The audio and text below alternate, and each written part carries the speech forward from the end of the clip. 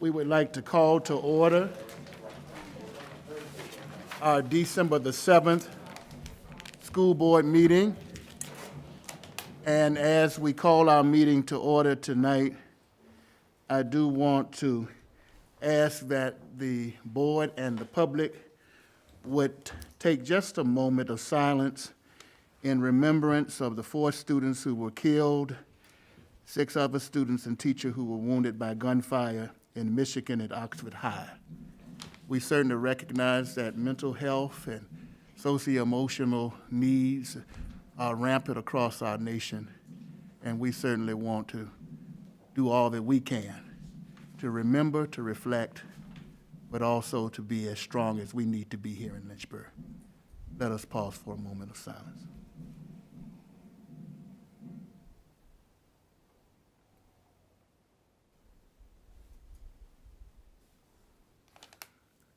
Thank you.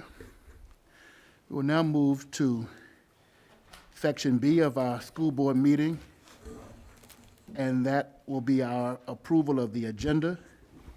And each of the board members, you have had the agenda and the necessary attachments and board docs. Is there a motion to approve the agenda for tonight's school board meeting?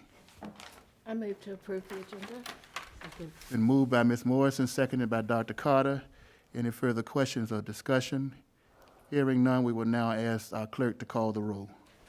School Board Member Mr. Truss. Yes. School Board Member Dr. Brennan. Yes. School Board Member Ms. Morrison. Yes. School Board Member Dr. Carter. Yes. School Board Member Dr. Coleman. Yes. School Board Member Dr. Nellis. Yes. School Board Member Dr. Sinha. Yes. School Board Member Dr. Easter. Yes. School Board Member Mr. Hobby. Yes. Motion carries 9-0. Before we move into public comments, we will now stand and pledge allegiance to our flag in honor of our nation and community. We pledge Allegiance to the flag of the United States of America and to the republic for which it stands, one nation, Under God, indivisible, with liberty and justice for all. We certainly welcome everyone to tonight's meeting, and we will now move into the public comment section of our meeting tonight. And we do want the public to function in accordance with our policy, BDDH, and all of the protocols that we have established for our public comments. We will now entertain those comments, but allow me to first read this statement. Persons appearing before the school board will not be allowed to campaign for public office or promote private business ventures, and should not use profanity or vulgar language or gestures, make comments about a public official or an employee that are not related to their official duties, engage in behavior that disrupts the meeting or intimidates others, or addresses the school board on issues that do not concern the services, policies, role, and/or responsibilities of the school board.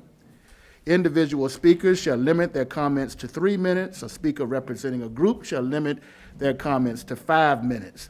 The representative shall identify the group at the beginning of their presentation. A group may have no more than 1 spokesperson. The total allotted time for public comments at school board meetings is 30 minutes. Public comments are reserved for the public to provide input. The board does not respond to comments, answers questions, or otherwise engage in discussions at this time.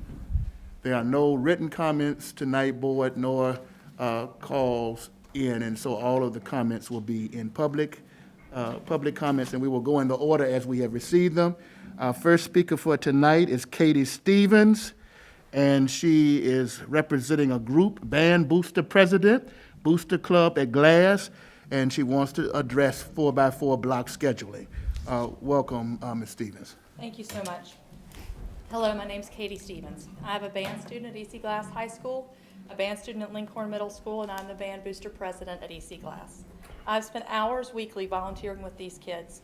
I know them and their love for music, so I feel like I'm a voice that deserves to be heard and considered, and I thank you for that opportunity. I'm also a band student from the 90s whose high school changed to a 4x4 block system. My music education was so detrimentally impacted. To continue, I had to leave my high school and travel 30 minutes where I could continue learning all year long. This helped me to secure a music scholarship to the University of South Carolina. Very few students have a grandmother willing to drive an hour twice a day or access to their own car to get them to another school system, as I did in my youth. How does block scheduling affect the arts? To put it simply, it really kills our programs. Band is not something that one can be successful at a few months out of the year. Music is not an on and off switch. To be successful musicians, our kids practice daily, sometimes hours daily, to honor their commitments to their band program and to make themselves better musicians. Band is not an elective class for these kids. Band is who they are. It's the family they fit into, they thrive, and they work towards common goals together.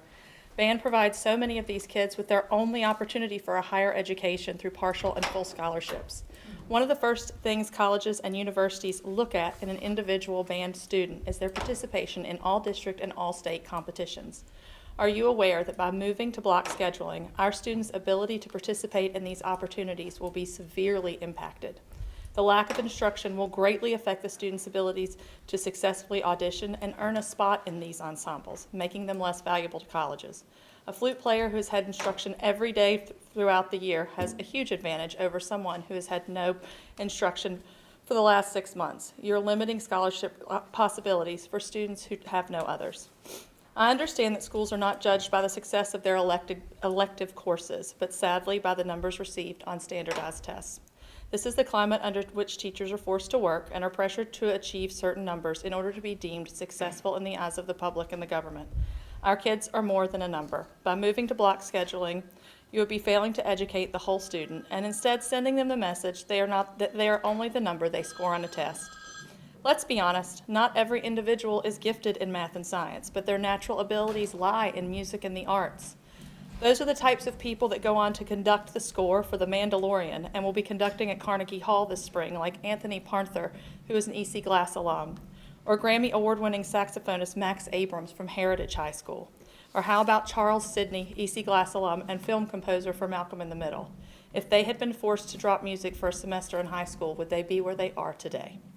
Band is not our only program at risk. Orchestra, theater, art, CTE, all of these things have a huge role in keeping at-risk students involved and successful in school. We witnessed decline in student involvement in these programs in the fall and spring of 2020 because teachers in the arts were limited in how the arts could be taught in schools at that time. This change would be worse. We worry catastrophic for participation. I'd like to share a story from our band banquet last night. We had a drumline donated to the school and it was dedicated to 3 special students. These boys were products of the EC Glass band. They weren't athletes, they weren't great at math and science, but they loved band. They worked hard, they practiced, and band was what kept them coming to school and motivated. They ended up all graduating with honors. These 3 boys are all now outstanding citizens and still involved in music. One produces music for local rap artists in the Charlottesville area. The other 2 work with musicians right here at Lynchburg City Schools. One works with the drumline at Heritage High School, while the other with the drumline at EC Glass, as well as working with students at Hutcherson Early Learning Center. 2 fine young men are role models for our youth, both in the high school and the primary level. These young men are a full circle example of why our music program is successful. They have come back to put in what they have received for the program and give back to other students. I hope you can hear our students outside. These are band students from Heritage, EC Glass, and LMS. They are very concerned about the idea of losing a year-long music program and have come to share their voices, their music with you. You all know high school kids and the value of their free time, but they are choosing to spend theirs to help you understand how much they care about this.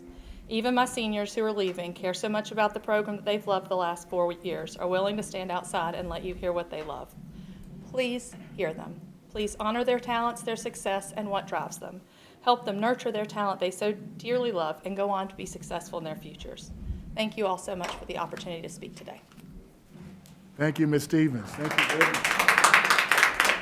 All right. Our next speaker for tonight, thank you, Dr. Edwards, is Lindley Crosby, an individual, I believe, also on 4x4 block scheduling. Right ahead.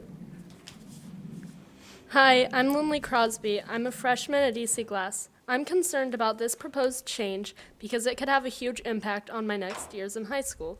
One of the extracurriculars that I am taking this year is orchestra. I have taken orchestra through Lynchburg City Schools since first grade. Orchestra is a very important part of my life. Year-round orchestra allows us to connect and develop stronger skills as musicians. A 4x4 schedule would restrict our ability to go on orchestra trips and assessments, which have made such a positive impact on my growth. The orchestra community at my school is a safe place where myself and others are more understood and welcome and have a chance to talk about what's going on in our lives. It's also important for me to be in core classes and foreign language classes year-round so that I can better understand the material as well as retain it for future classes. A gap of 6 months or more would make this difficult for me. I like the current schedule because I appreciate the variation between school days and the chance for interactions with more of my classmates. Thank you for listening to my concerns. Thank you, Ms. Crosby. Our next speaker, Jeffrey Wooters, individual 4x4 scheduling. Good evening. My name is Jeffrey Wooters. I'm a senior at EC Glass High School in Central Virginia Governor's School. At the risk of sounding cliche, students in Lynchburg City Schools have been going through some pretty uncertain times. It's been nearly 2 years since the start of the coronavirus pandemic. Since then, Lynchburg students have performed admirably adapting to our new reality. However, what students need now is stability and certainty. So far, Lynchburg City Schools has not provided that stability. This year, we were thrown into a new AB block schedule without any students being consulted. It's taken me and many of my friends until now to fully get used to this new system. Now, a new schedule is being proposed to switch Lynchburg City Schools to a 4x4 block system, 4 classes during the first semester and 4 during the second. I, as well as students, parents, and teachers across the city, am firmly opposed to this change. Having 3 schedule changes in as many years will throw students off even more than we already are. However, there are many other reasons why I oppose the proposed schedule. Students are already experiencing massive learning loss from the pandemic, and this new system will exacerbate an existing problem. Students taking a course in the fall semester would have an entire semester without instruction before having to take a test or exam in the spring.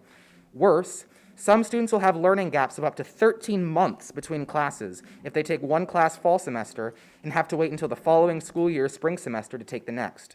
This is a major problem for sequential classes in math and science like Algebra 1 and Algebra 2. However, my biggest problem with the new schedule is the incredibly harmful impact it would have on the cultural arts. Orchestra has been by far my favorite class. I've met some of my closest friends and had some of the greatest experiences of my life thanks to music. I want every single student in Lynchburg City Schools to have that opportunity. But switching to a 4x4 schedule would deprive many students of those experiences. Speaking as an orchestra student, our regional and statewide competitions, along with bands, are only open to those currently enrolled in an orchestra class. So whatever semester we'd have orchestra would be locked out of the other semester's event. I can't stress enough how wonderful these opportunities are. They allow students in schools to show off their best talent across the state. Last year, EC Glass sent the first place piccolo and second place violin to the All Virginia event, where hundreds of students compete for limited seats against the best of the best. Additionally, many students' only connection to music is cultural arts classes, since they can't afford private lessons or instruments, so they're locked out of music during off semesters. There are many other problems with the 4x4 schedule that I can't discuss in 3 minutes, but I urge you, don't harm your students' learning or take away their opportunities with the new system. You might have seen a petition circulating in opposition to the change. I've signed it, and so far over 1,100 people agree with me. We urge you, don't change the schedule again and listen to your students. We're the people you serve.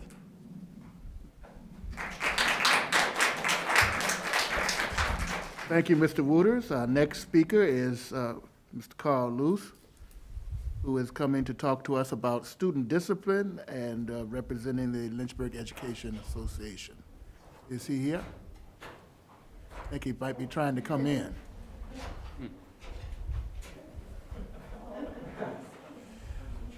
Welcome, Carl. Come right ahead. All right. Good evening to all of you. Thank you for your service to the Lynchburg community and for the opportunity to speak tonight.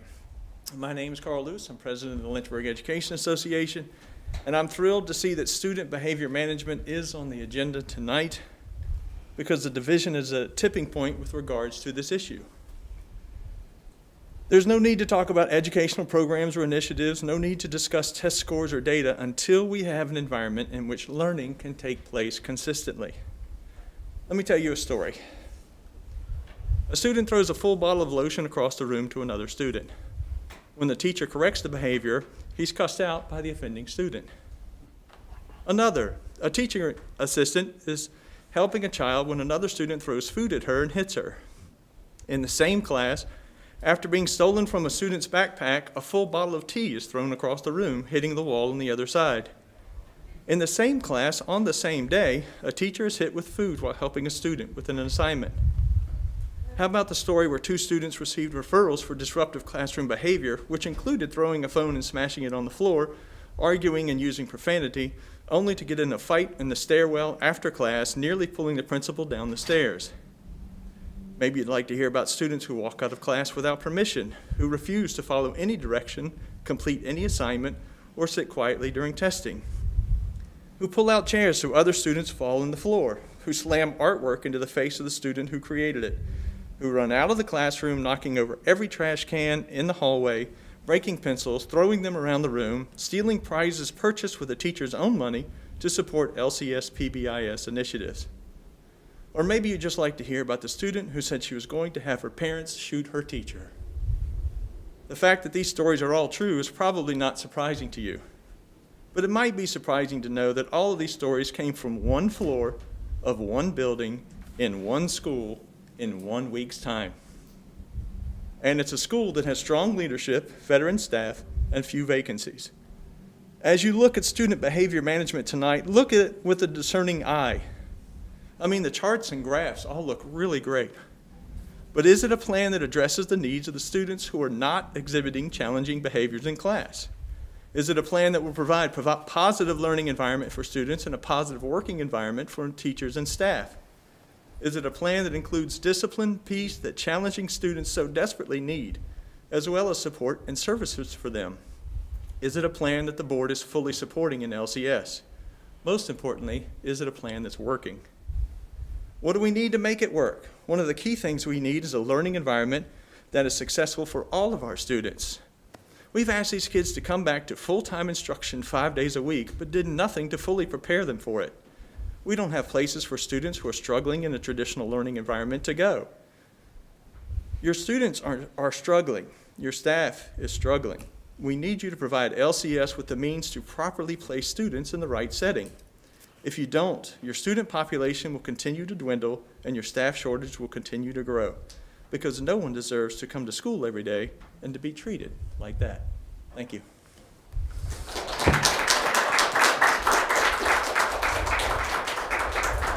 Thank you, Mr. Luce. Our next speaker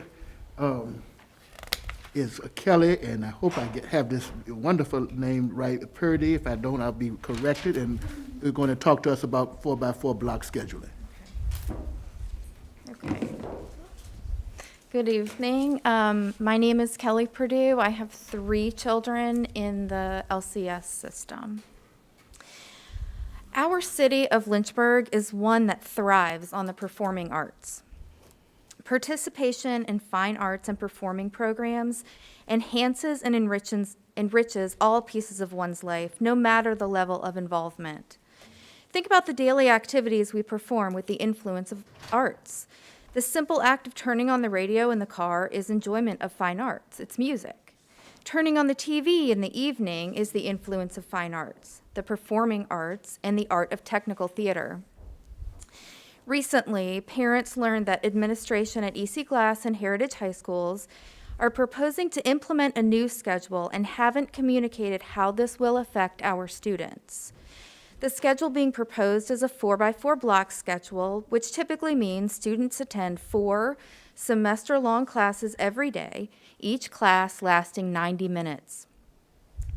This would mean that students would have less opportunity for year-long courses such as band, orchestra, theater, and other fine arts programs.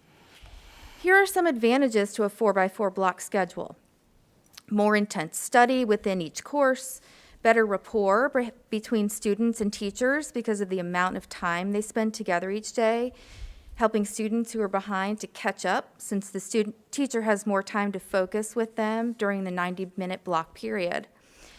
But then we parents learned about the negative effects of a schedule like this. It's a year's worth of material condensed into one semester. the probability that fine arts students aren't able to consistently nurture their talent throughout the year due to scheduling conflicts. There's a decreased ability to have graduated levels of subject matter. There's less ability to have beginner, intermediate, and advanced level courses. There's an increased difficulty learning foreign language and any other subject when schedule conflicts prohibit the immediate progression to the next level. Lowered test scores, especially for AP level courses when students who complete the course in the fall don't take the AP exam until the end of the spring semester. There's a limited ability for district and statewide ensemble opportunities. For example, a student must be currently enrolled in a band class to be able to audition and then perform with a district or state band ensemble. If a student is unable to continue the next semester with his or her band class, they will no longer be eligible for those district and state opportunities. This is the case across all of the fine arts disciplines. As parents of fine arts inclined students, we aren't rejecting change. While scary, sometimes change can be good. Without change, there is no growth. What we are asking for is specific consideration for all students to be able to participate in cultural arts programs, and that these programs are considered as essential as any other course in the required courses needed for graduation. We recognize that teachers and educational administrators are the professionals in this area, and we trust that they have the best interests of all of our students in mind and heart.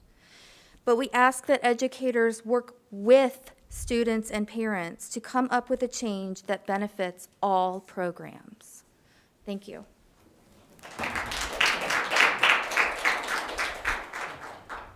Thank you very much, Ms. Perdue. We will now hear from Jennifer Citizen, 4x4 block, as an individual. Hello, my name is Jennifer Citizen. I have a freshman at EC Glass High School and a sixth grader at Lynchburg Middle School. I want to first of all say that I appreciate the opportunity to present my concerns regarding the proposed 4x4 block scheduling. I also want to thank Principal Floor for taking the time to call me today.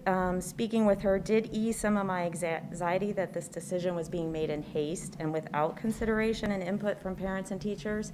I hope that this means that we will be heard and you will consider our recommendations.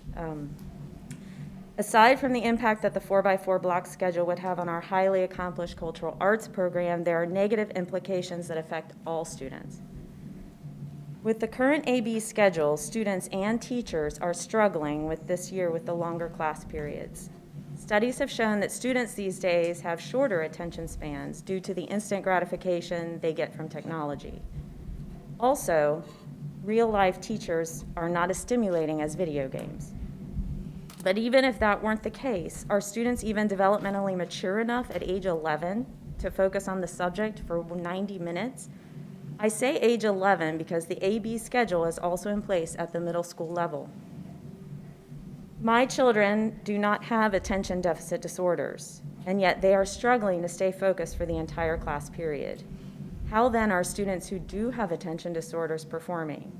My sixth grader mentioned that not only is it difficult to remain focused for so long, but there are also more discipline issues in class because the students are bored. The only reason I've heard to support the 4x4 block scheduling and the reason it was proposed was for remediation, to allow students the chance to repeat a class if they failed it the first semester. But will those students who are low performing be able to focus and do well in courses that are designed to move at a more accelerated pace when it's consolidated from 1 year into a semester? Going from a 7-period day to the AB from a 7-period day to the AB or 4x4 model has also added another period to the, going from a 7-period day to the AB or the 4x4 has added another period to the schedule. Will students be offered more elective courses, or will they continue to have to sit in a 90-minute advisory or study hall class for that 8th period as they do now? At the middle school level, my daughter has 2 such classes. If the schools are already short-staffed, how will they accomplish adding additional classes to fill these schedules? After 2 years of a teaching nightmare, are we really going to ask the teachers to redesign their curriculums for the 4x4 model? Are the teachers prepared to do that? The teachers were not trained or equipped to adjust to the 90-minute periods this year, and therefore the time is not always used effectively in all classes. It seems many are teaching their normal period and then giving students the extra time to complete their work. The expectation that a teacher can keep students, again, ages 11 through 18, engaged for 90 minutes of class time is unrealistic. Has anyone considered... Ms. Citizen, we have some others that, and we would like to hear from everyone. Yes. But the time has expired for your Yes. portion of the presentation. Sure. May I say one more thing? Just that the LCS summer calendar has already been shortened to minimize learning loss, and that's why I don't understand why this would be an acceptable form of scheduling. Thank you, Ms. Thank you. Citizen. Deputy Superintendent Pugh, how much time do we have left in the 30 minutes? We have used 22 minutes, so you have 8 minutes left. Okay, so we'll do the best we can. We will have to conclude at 30 minutes. All right, I think the next person I have here is Tad Harden, President of the Lynchburg Orchestra. Good evening. My name is Tad Harden, and I speak tonight not only as an educator and a parent of 2 students at EC Glass, but also as president of the Board of Directors for the Lynchburg Symphony Orchestra, one of many long-standing arts organizations supported by our community and numerous local businesses that recognize the value of a strong arts culture as a barometer of a city's success and its attractiveness to potential residents. I want to start by relaying a comment made by one of our recent guest artists, a Grammy Award-winning cellist who, after rehearsing with our musicians and after spending a day with LCS students at 3 different schools, and after learning about our landmark K-12 strings program, which is about to celebrate its 50th year, he said to me, "You realize, don't you, how rare this is? The size of this town and all that it offers in the arts, that's not normal. That's a remarkable legacy." Certainly there is more to consider than just the arts, as this plan for block scheduling has the potential to disrupt and unnecessarily complicate multiple portions of the curriculum without a clear or compelling rationale. But I thought it was important to convey this community's overwhelming concern and disappointment at the lack of communication, lack of transparency, and lack of regard for the significant amount of time and care that it takes to implement a change of this magnitude, which has a widespread proven track record of weakening the cultural arts. And our neighbors in Bedford County implemented this plan not long ago and abandoned it within a year. And while there has been so much focus on catching up from COVID, I think we need to be mindful of the fact that it is not just grades and test scores that should concern us. The emotional and psychological well-being of our children should be of utmost importance to us, which is why I'm baffled that any administrator would hastily implement new scheduling systems not once, but 2 years in a row, daring to put at risk the courses and activities that students value most, the places where they have found their peer group and feel safe. The arts programs in particular manage to consistently attract many of our highest achievers while also drawing many struggling students who have gone on to say that it was their participation in band, choir, theater, or orchestra that gave them purpose and got them across the finish line. It would therefore seem that if you truly strive to help every child by name and by need to graduation with a tradition of excellence for all, the arts should be at the top of your list of programs to protect. We therefore ask that you halt this effort to implement 4x4 block scheduling and instead help lay the groundwork for a better conceived plan that involves healthy collaborations and quality research of better approaches rather than hastily designed cookie-cutter systems so that our schools can grow, develop, and improve for the benefit of all students. Thank you. Thank you, Mr. Harden. Carl Putnam, individual 4x4 block schedule. Hello, my name is Carl Putnam. I have 2 students at EC Glass, one a senior and one a freshman. I am a professional engineer, and I want to talk about one of the things that we're talking about is that it hurts the arts a lot. To me, as an engineer with an advanced degree, it's going to hurt STEM just as well. Math requires a continuity of learning. If you take Algebra 1 and then you're going to take into geometry and then go to Algebra 2, and you have 6, 8, 9 months between there, a semester and a summer, It's going to be very deleterious, and you're going to have to relearn all the stuff you're supposed to learn in Algebra 1, and it's going to be a big problem. I also think that you're going in taking for the of students who are performing academically or struggle academically, my children are going to be able to deal with it. My wife has an advanced degree, I have an advanced degree. We can easily help them and help them get through these things. People who struggle academically, students who struggle academically probably have parents who have struggled academically, and they're not going to be able to get through that. They're going to have a much harder time. They're going to have no idea what they're talking about when they're trying to factor a polynomial or something like that. They're not going to be able to deal with it. Help them as much deal with working with an essay, being able to make an argument and different things like that. So the continuity of learning is very, very important. I also agree with everything that's been said about the arts and about the 1.5 hour classes. I think it's just too long, and it also goes into what Mr. Liu said about the behavior problems that seem to be happening a lot. So for those reasons, I'd like you to consider abandoning the 4x4 block scheduling. Personally, I'd like to see you going back to the 7 class schedule that you had before. Thank you very much. Thank you, Mr. Harden. Is there any time left? All right, 3 minutes. Come on up, Aaron Reed, and talk to us about collective bargaining. And Aaron, if there's any time that's spared, we'll allow Skylar Coward, I believe, an HHS student, but if not, we'll have to shut down. Good evening. My name is Aaron Reed. I am a graduate of E.C. Glass High School and a teacher of 24 years for Lynchburg City Schools, and tonight I come to you representing the Lynchburg Education Association. Last month, I stood at this podium and introduced the concept of collective bargaining to you. You saw a small sample of employees in this room who supported the measure, but they were symbolic of the vast number of teachers and IAs and secretaries and custodial workers who support this move but could not be here in person.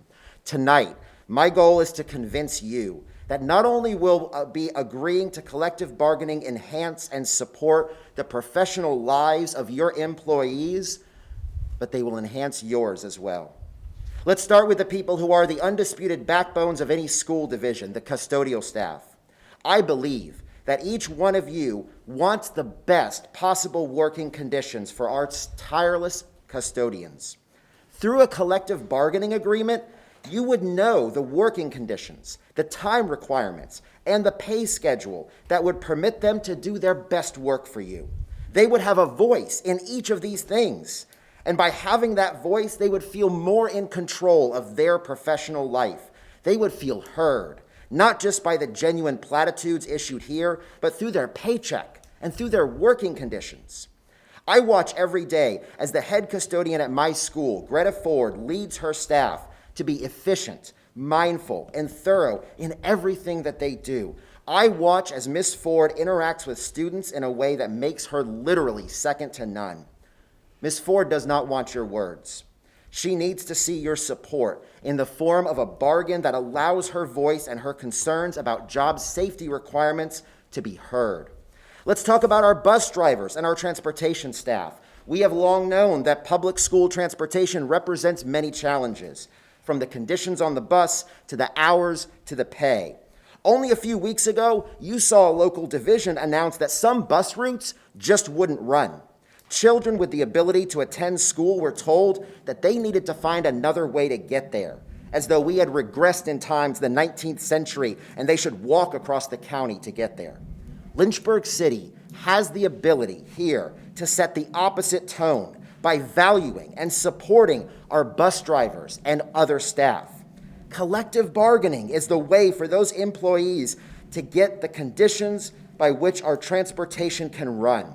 People like Gracie Mormon, who can greet our kids every day and not only be friendly and welcoming to the kids first thing, but they can keep the environment on the bus safe and supportive.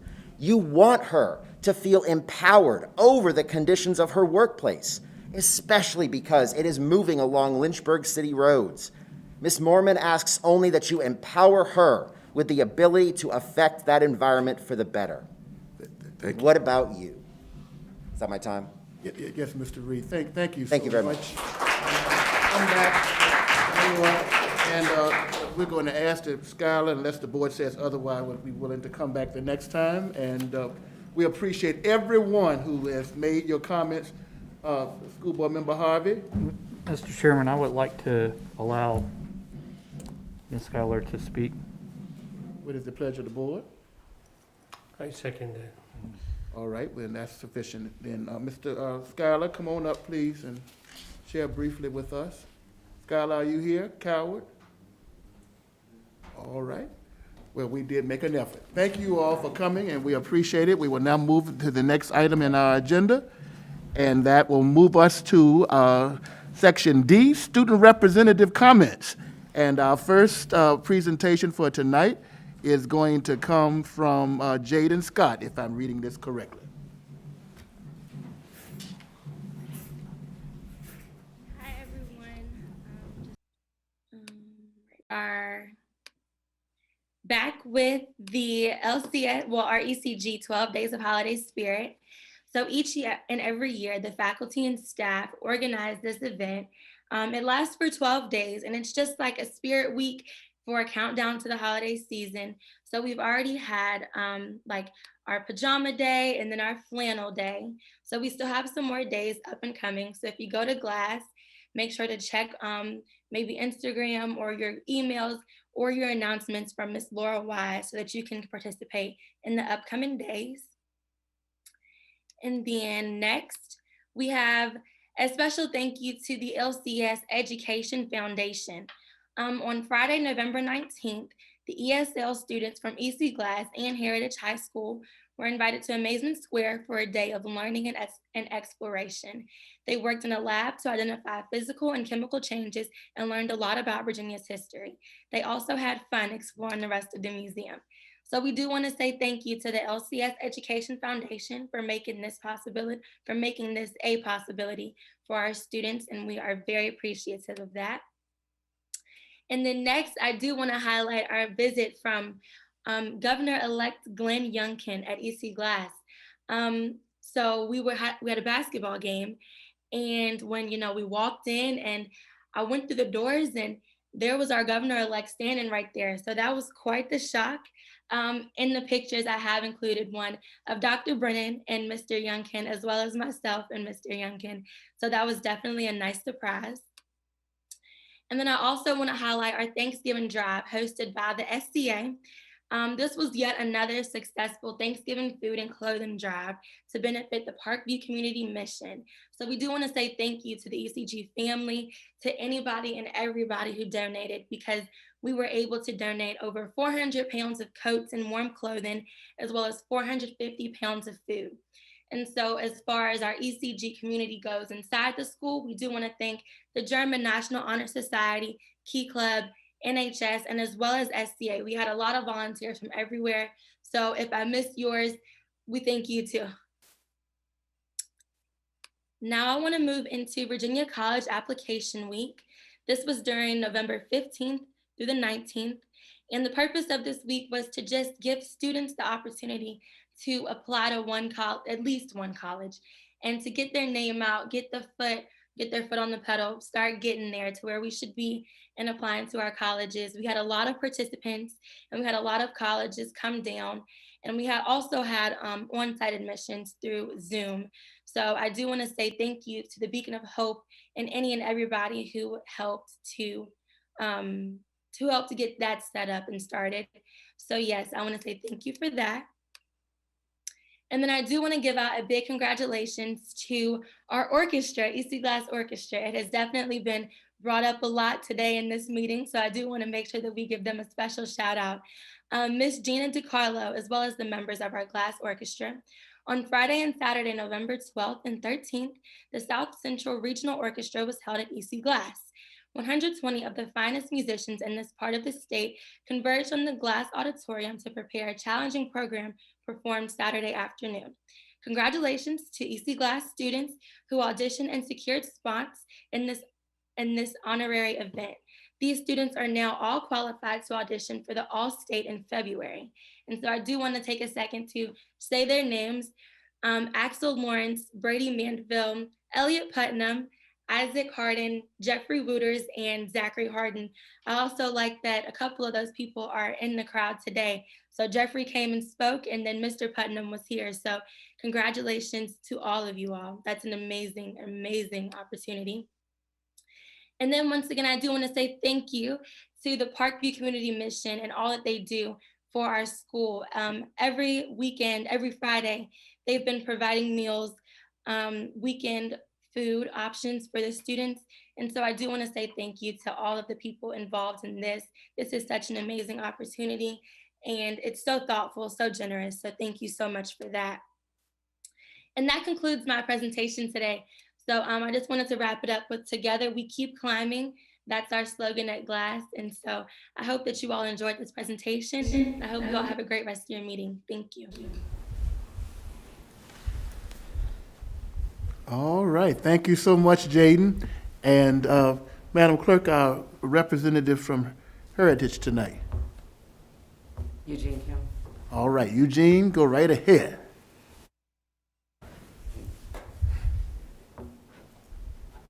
Can everybody hear me? Yes. Okay.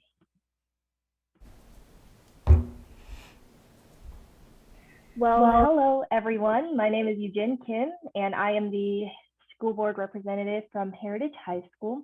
Once again, it is such an honor to be here speaking to you all. I just wanted to say happy holidays. I know we can feel the holiday spirit in the air. I know I can feel it in the weather, and I hope everyone is staying warm. I wanted to emphasize on the Heritage High School Arts, the Heritage High School Arts Department has been very busy. The orchestra has a holiday concert next Monday, and the Heritage High School Band has a holiday concert next Tuesday. Both of these events are at 7 p.m. in the Heritage Auditorium. Heritage High School Theater has been very busy. They have their state's competition today, December 7th, and they also have a holiday celebration, which is over the span of 3 days, December 10th through the 12th, in the Heritage High School Auditorium at 7 p.m. Just a little note for the Pioneer Theater. They are moving on to the regional competition, and congratulations to Faith Jacob for winning Best Actor. That is amazing, and we are all so proud of you. Heritage High School and EC Glass, they had both environmental clubs of both those schools had a joint collaborative volunteer opportunity to clean up Miller Park and pick trash up. And in these pictures, you can see Heritage High School students and EC Glass students. And I think this was so awesome, and we are so proud of all our students. The Heritage High School Scholastic Bowl team has their first competition tomorrow at Heritage. Good luck to them. And the Heritage High School Literary Magazine is still accepting art or literary submissions. And our big topic this year is culture. And please email any of your submissions to this email address. Now, before we move on to my next section, I just wanted to honor all our seniors from the band, cheerleading team, football, and cross-country team. They were honored on November 5th, and I just wanted to show their pictures up here. These pictures were taken by Renee Stewart-Chilton, and these wonderful posters were also created by her.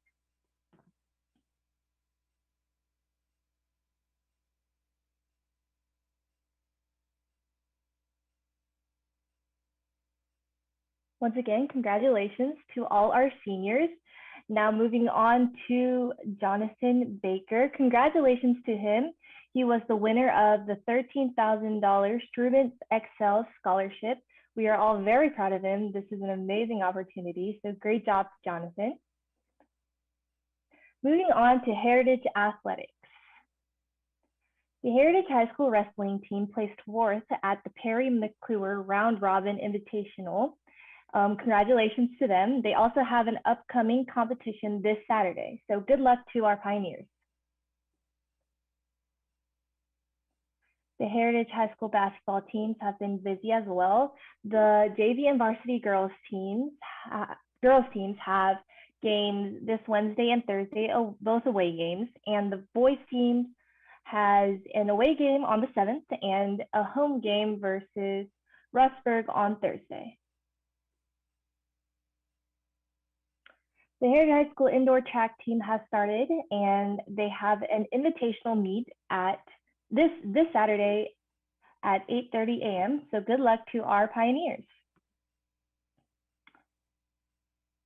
The Heritage High School swim team has also started. They just had their first meet last Friday versus LCA Fluvanna and Rustburg. They placed third, and we are so proud of them. And they have upcoming meets at Halifax today and this Friday versus Prince Edward and Brookville at the downtown YMCA. Now, before I end my presentation, I wanted to make sure to honor our very own Alasia Oaks, who is here today as the Heritage High School alternate representative. She has committed to Stanford University through their track and field program, both indoor and outdoor, and she is planning on majoring in econometrics and quantitative economics. We are so proud of her, and we're so happy for her, and we wish her the best of luck in all her future endeavors. Amazing job, Alasia.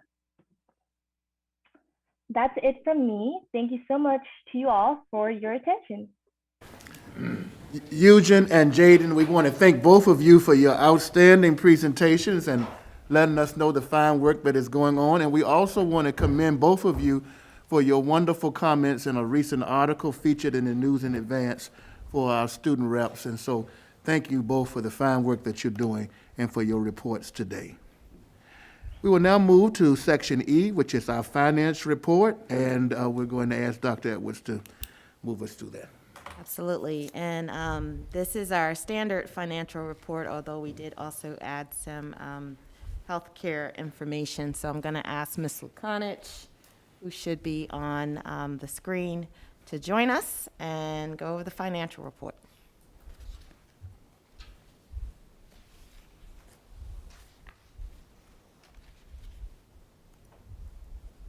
Ms. Lukanich. Oh, there she is. Good evening, can you hear me? Yes. Yep.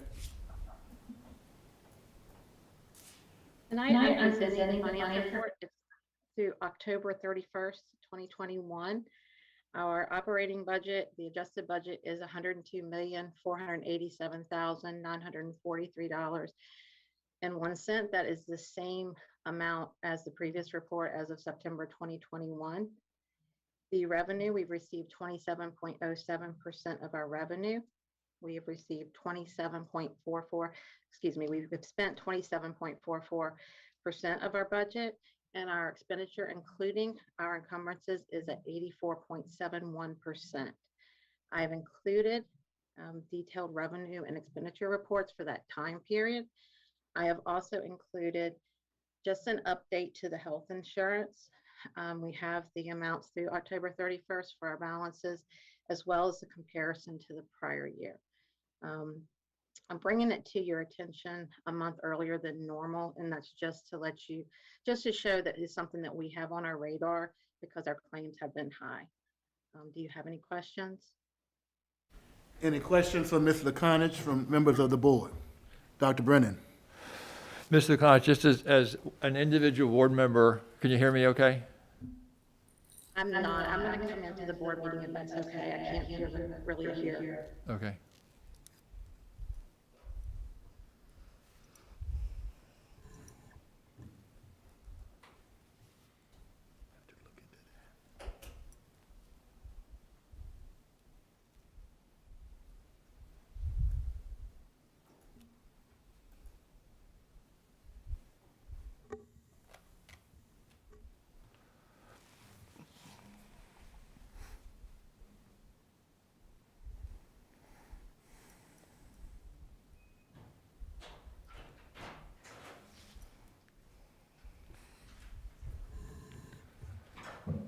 I apologize. It was broken. I couldn't hear the question. Yeah, no, that's fine. There you go, Mr. Chairman. Please, Dr. Brennan. So I just wanted to make a comment as an individual board member that I, along with Dr. Gupta, has been a thorn in your side regarding the cost for the healthcare insurance. So thank you very much for including that in the report today. And I know you made a comment about the expenses. I know you've made comments in the past about how you lose sleep as these charges come in and the money goes out. But any other comments for us as far as the fluctuations or is it just a normal variation that we're going to see as time goes on?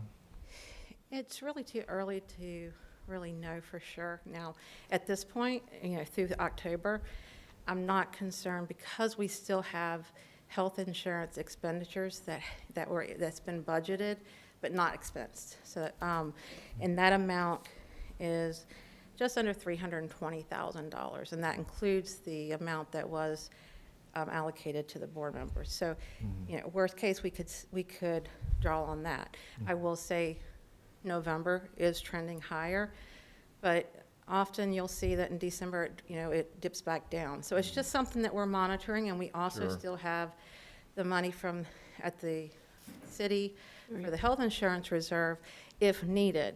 But as we all know, we have a lot of vacancies.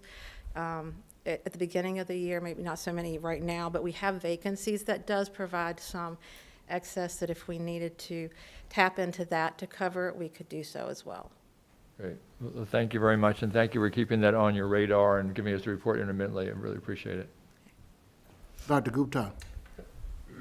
This is a normal trend. People normally like to expense before the deductibles end on December 31st. So this time of the year, you do see this higher than normal expenditure.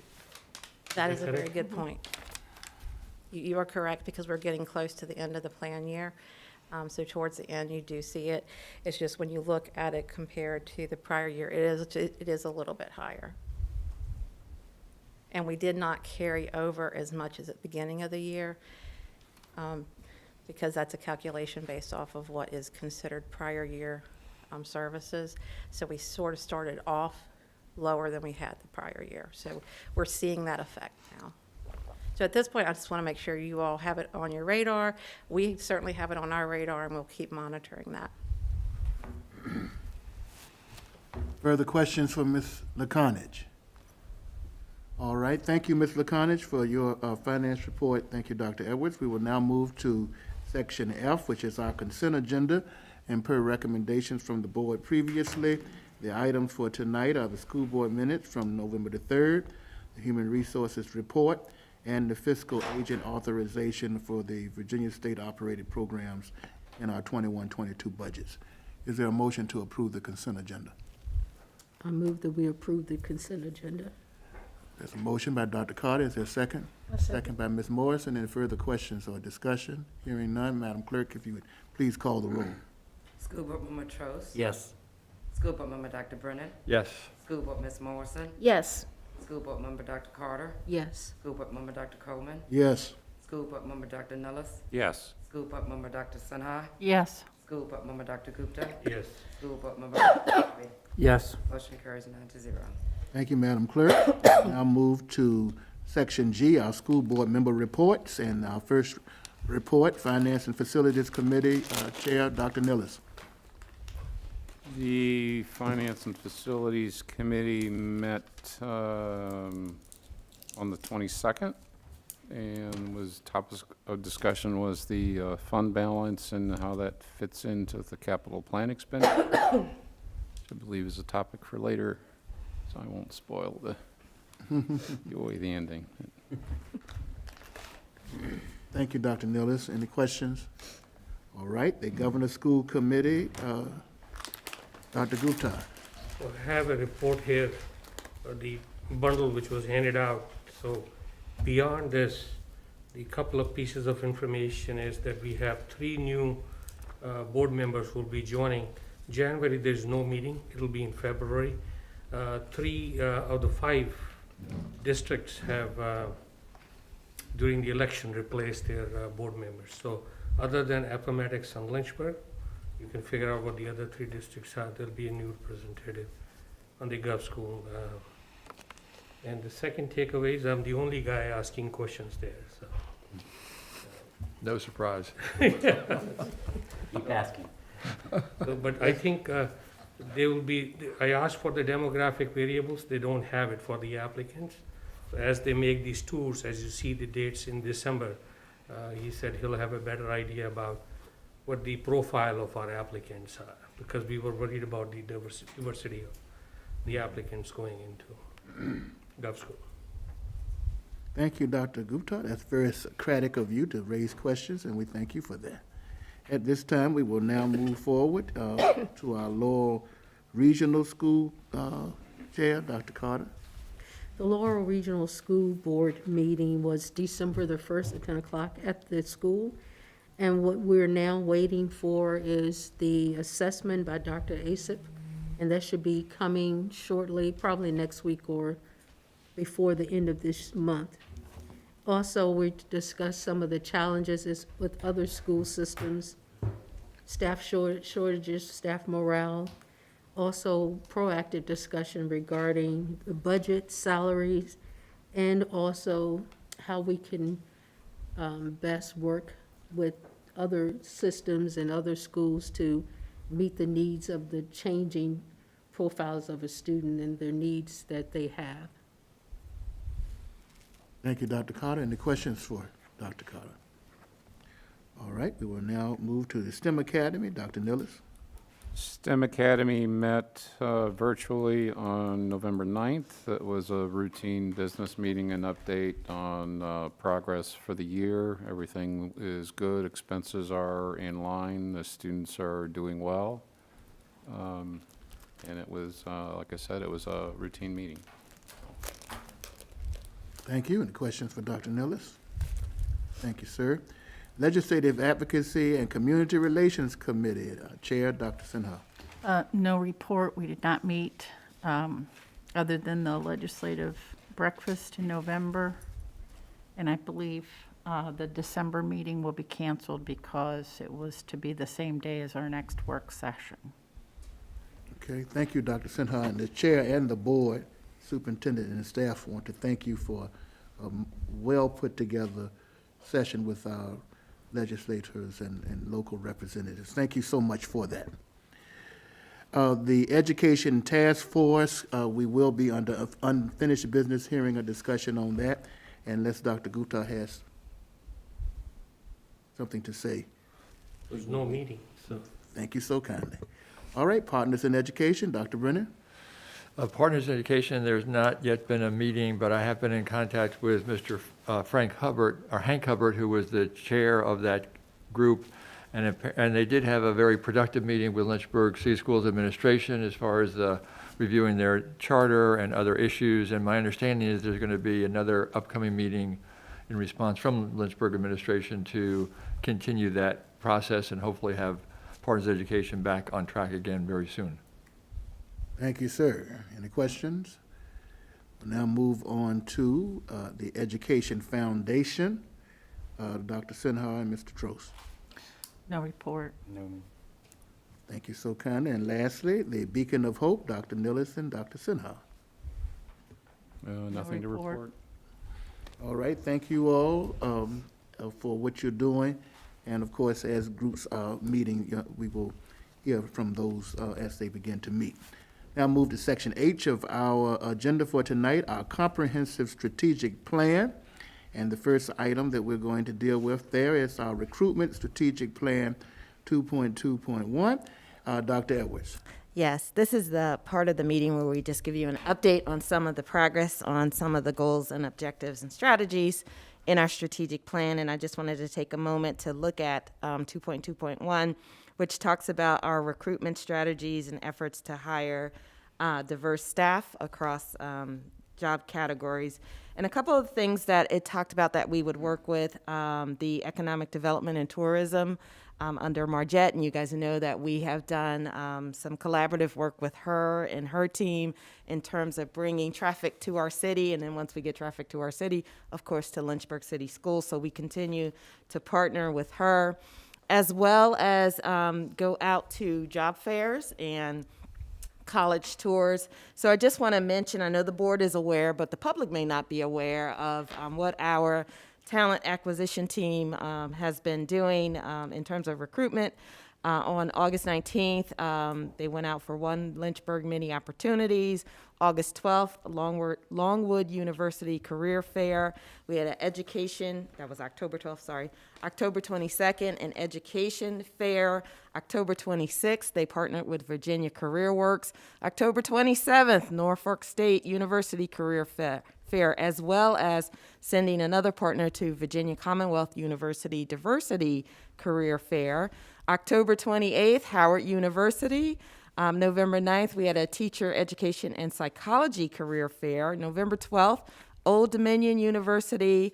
Also on November 12th, focusing on Speech and Language Pathology Fair. And then on November 17th, working with Virginia CareerWorks.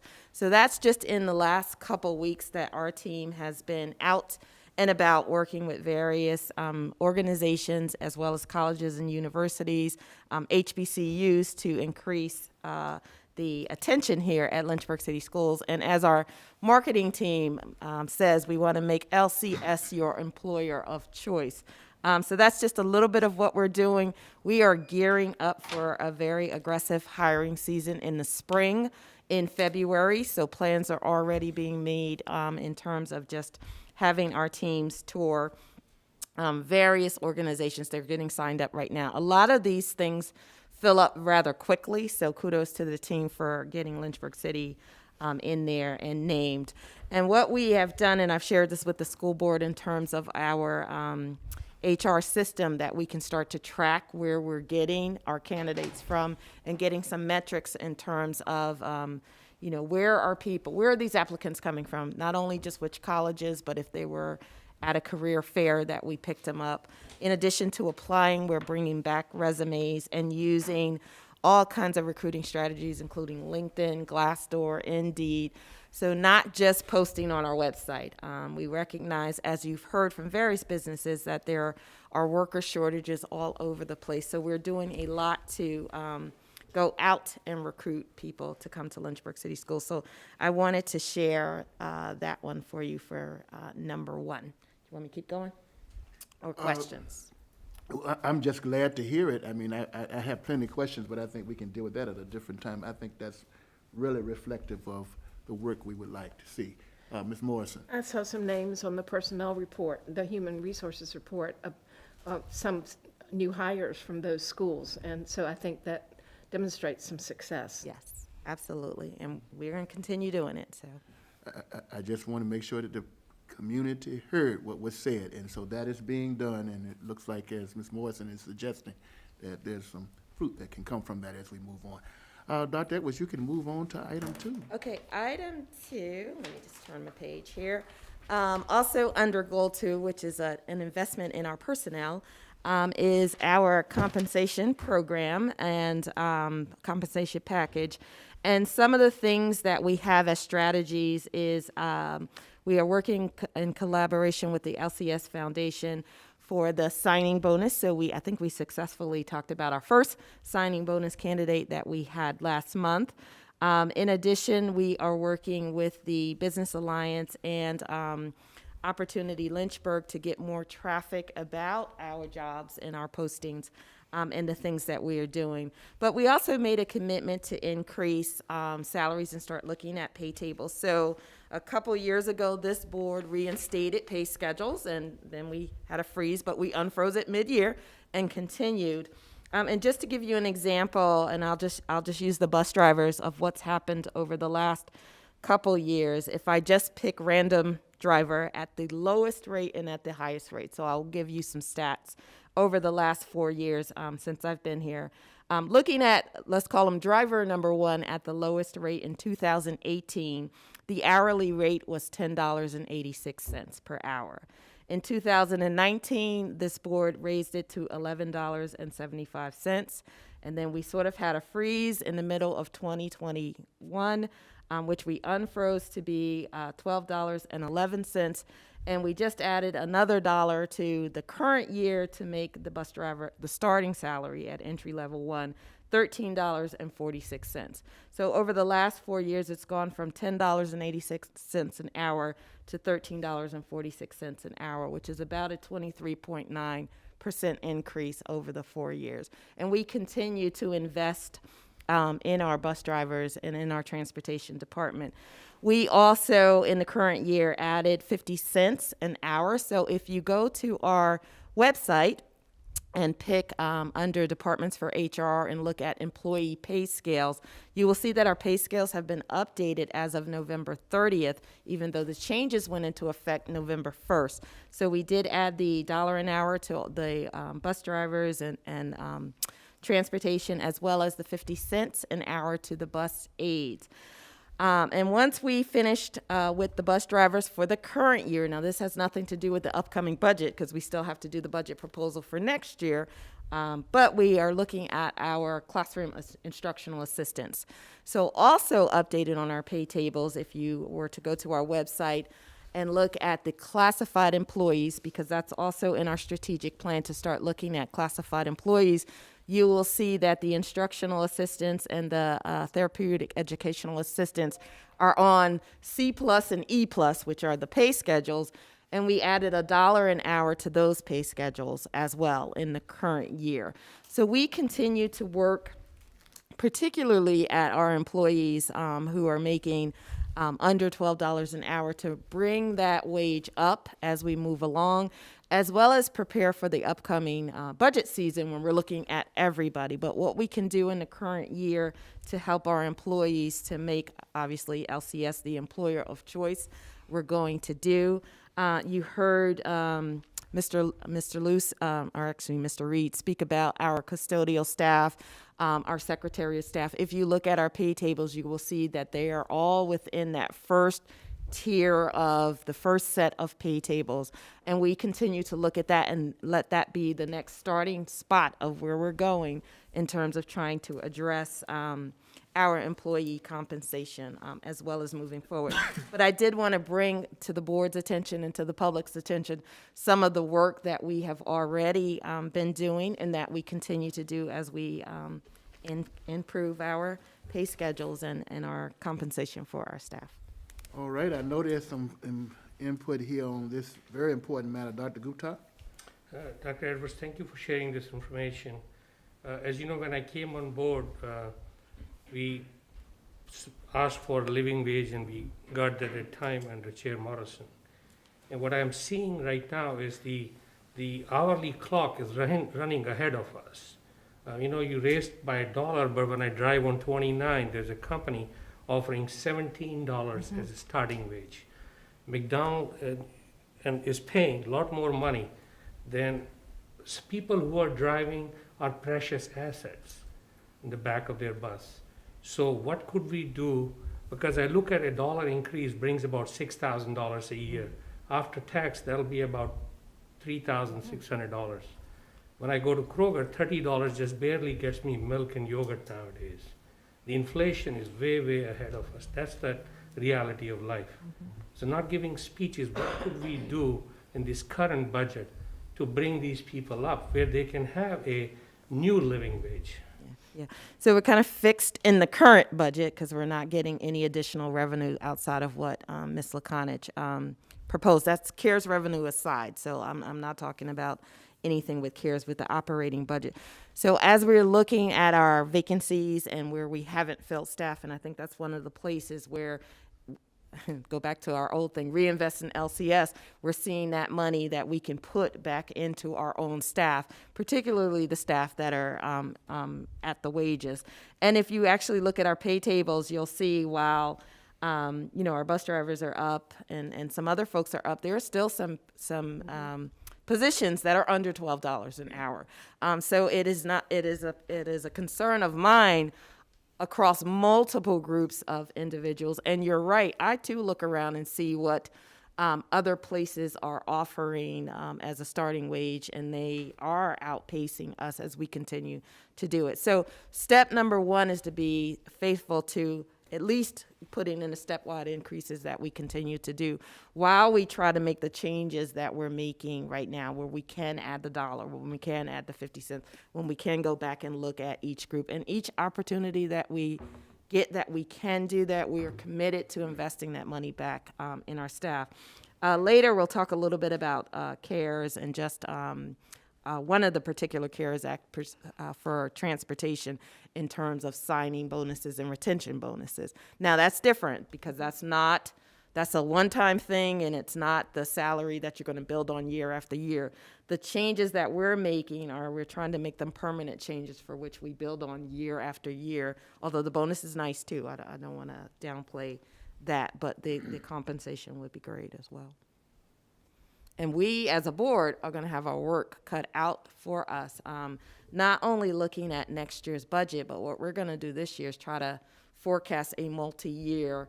How do we get up to, a dollar amount, $15 an hour at minimum, if we're going to remain competitive? And it's going to take all of us to really put that together and look at that, because we are, as I said, if you go on and look at our pay tables right now, page 1, with the exception of the drivers who we adjusted, and the instructional assistants are all under $12 an hour at that base level. And that's with living wage, what we did a couple years ago, and compression. Any other statements at this time? I think this board certainly will have the resolve to handle this matter. We must. Attorney, Mr. Trost. Yes.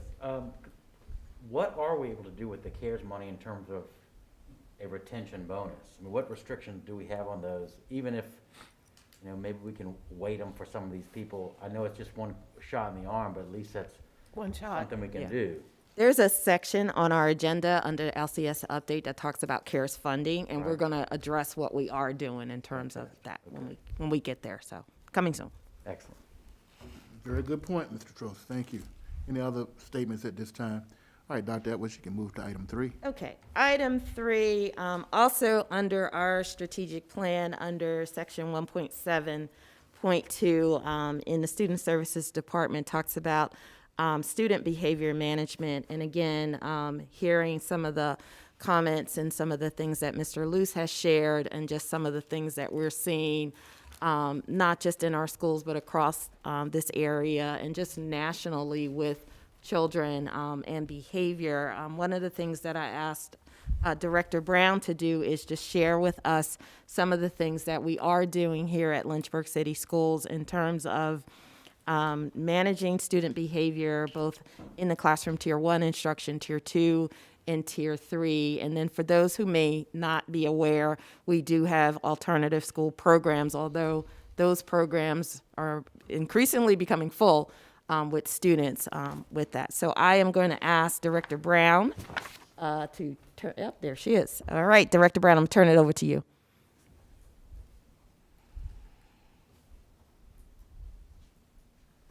And we can see your screen, but if you are speaking, you might be muted. There we go. Okay. I apologize. Good afternoon, board. Good afternoon. Before I begin, I'd like to introduce you to my 3 new team members here on the screen. Tracy Peachtrak, who is our new homeless education liaison. Zoe Wickham-Stokes, she's a supervisor of student services, primarily over social emotional learning. And Megan Arthur, our division case manager. They're important because as we work through our specific objective of 1.7.2, they've been tasked with either providing positive behavior intervention and supports, mental health services, social emotional learning, or starting to develop the framework for restorative practices. So what you have before you is Virginia Tiered Systems of Supports, and this is the model that we use across the division in regards to how we support our students. In the lower green, Tier 1 supports, we basically use this as an instructional support to give all support to students across all grade levels of all ages, regardless of what school they are in. And within this chart, you can see the various levels of supports that have been implementing, and then also what we will be trying to do with restorative practices. And if you notice, the supports are layered for Tier 1, Tier 2, in which we focus on small group and target students, whether they're individual or 2 or 3 or 4 or 5 in a group. When we do small group instruction, it can be done through a social worker, a counselor, or a board certified behavior analysis designated person for behavior. It can also be Service can also be offered through our behavior coaches. And those targeted areas focus on the deficit areas in terms of behavior, social, emotional, or the mental health needs of the students. Tier 3 behaviors are our students that have the most intensive need for interventions. This might be one-on-one services.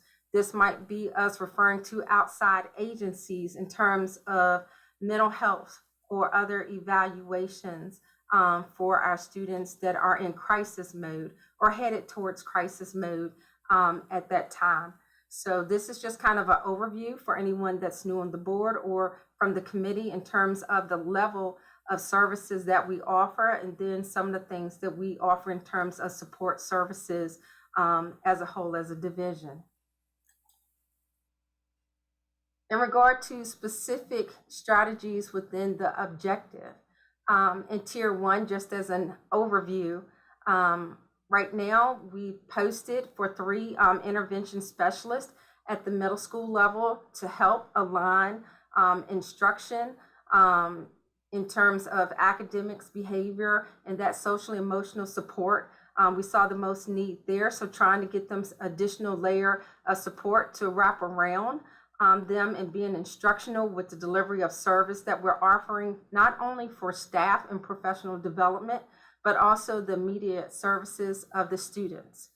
In regards to behavior management, at the beginning of each school year, we do a new teacher training that focuses solely on classroom management skills with the teachers, and we follow up with them throughout the school year, being very intentional and realistic in the approaches that of the scenarios that we teach, based specifically on the behaviors that we see here within Lynchburg City Schools, trying to give them a tool belt of multiple resources, responses, and strategies of how to interact with the students and how to de-escalate situations, and trying to keep that classroom management within the classroom and not coming out of that classroom as an office referral.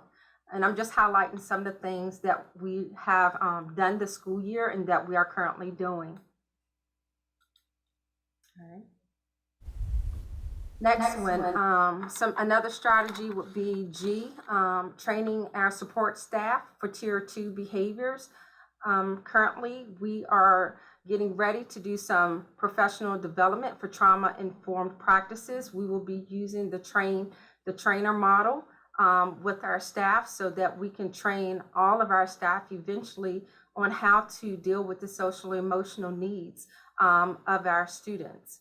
And that will be an ongoing process until we have all of our staff trained within trauma-informed decision-making. Another highlight in Tier 2 would be us having calm down and chill rooms. This was implemented this year through CARES funding. In all of the schools, all of our non-elementary schools have a calm down area or room that's been set up so students can de-escalate in real time. Once they're de-escalated, the goal is for them to return to their class and finish out the remainder of the day. This is a preventative measure and an intervention measure because we do not like sending our students home. We want to keep as many students in school as possible. And so, as we've learned over COVID, our students have dealt with a lot of tragedy and trauma. And so we're having to coach, reteach, and model some behaviors.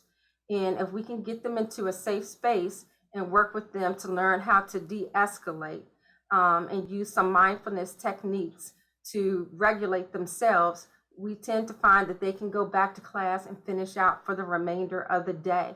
And eventually our goal would be to see the students less and less as we're teaching them these self-regulatory skills. As I'm saying, I'm just giving a highlight of some of the things that we've done and are doing. In regards to Tier 3, an example would be alternatives to suspension for strategy T. Looking at different ways to handle a student other than suspending a student. Can we do community service? Can we work a student to through the fire prevention program if they set a fire within a school? What is something that we can do other than just suspending a student? We know that when we suspend a student, most of our students go home. They do not do work. They do not complete their work. They do not log in online. So how do we still provide educational services to our students, but also hold them accountable for some of those actions that they have done that might have been inappropriate, or, you know, something that we need to redirect as well. For the long term, we will be conducting a school survey, facility survey for alternative education. We know that right now we have a spacing concern and problem with our students and being able to move students into alternative ed. Right now we do have limited space, and that has been a subject of concern for the last couple of years. So bringing in an outside company is a goal of ours for the school year, to do some research and exploration of our facilities and giving us some recommendations in terms of alternative ed programming, but also better use of our facilities for alternative ed programming as well. And lastly, with this, the last tier 3, as we're looking at this, developing and implementing the school transition action plans. We're doing this, making sure that we're meeting each of the students' needs and working with them on a case-by-case scenario. This will be geared for individual students based upon the behaviors or the mental health needs that each of these students needs at this time. This can be done at the school level, and it also can be done at the division level, but we also work with outside agencies to help build support for our students as needed. Excuse me, I got happy clicking. Overall, our anticipated outcomes would be to reduce suspensions, reduce exclusionary practices, but more importantly, to make our classrooms manageable so that instructions can occur and that there's a positive learning environment going on. At this time, we do know that we have had an increase of behaviors. We've had an increase of aggressive behaviors this school year, and I can come back to the board and give more data on that. But we are working diligently to train up our behavior coaches, our registered behavior technicians, for them to go into the classrooms and to work closely with the teachers, work closely with the students to de-escalate behaviors and also to provide strategies as well. In regards to mental health, we have services on site in which they provide therapeutic services. We also use an online telehealth service that we're getting our students immediate mental health services in real time. They can log in during a school day, and they can also log in after school hours. And these are I just gave a basic overview. I know it was a lot. I apologize, but just giving you an overview of what we're basically covering in Objective 1.7.2. Are there any questions? All right, Ms. Morrison.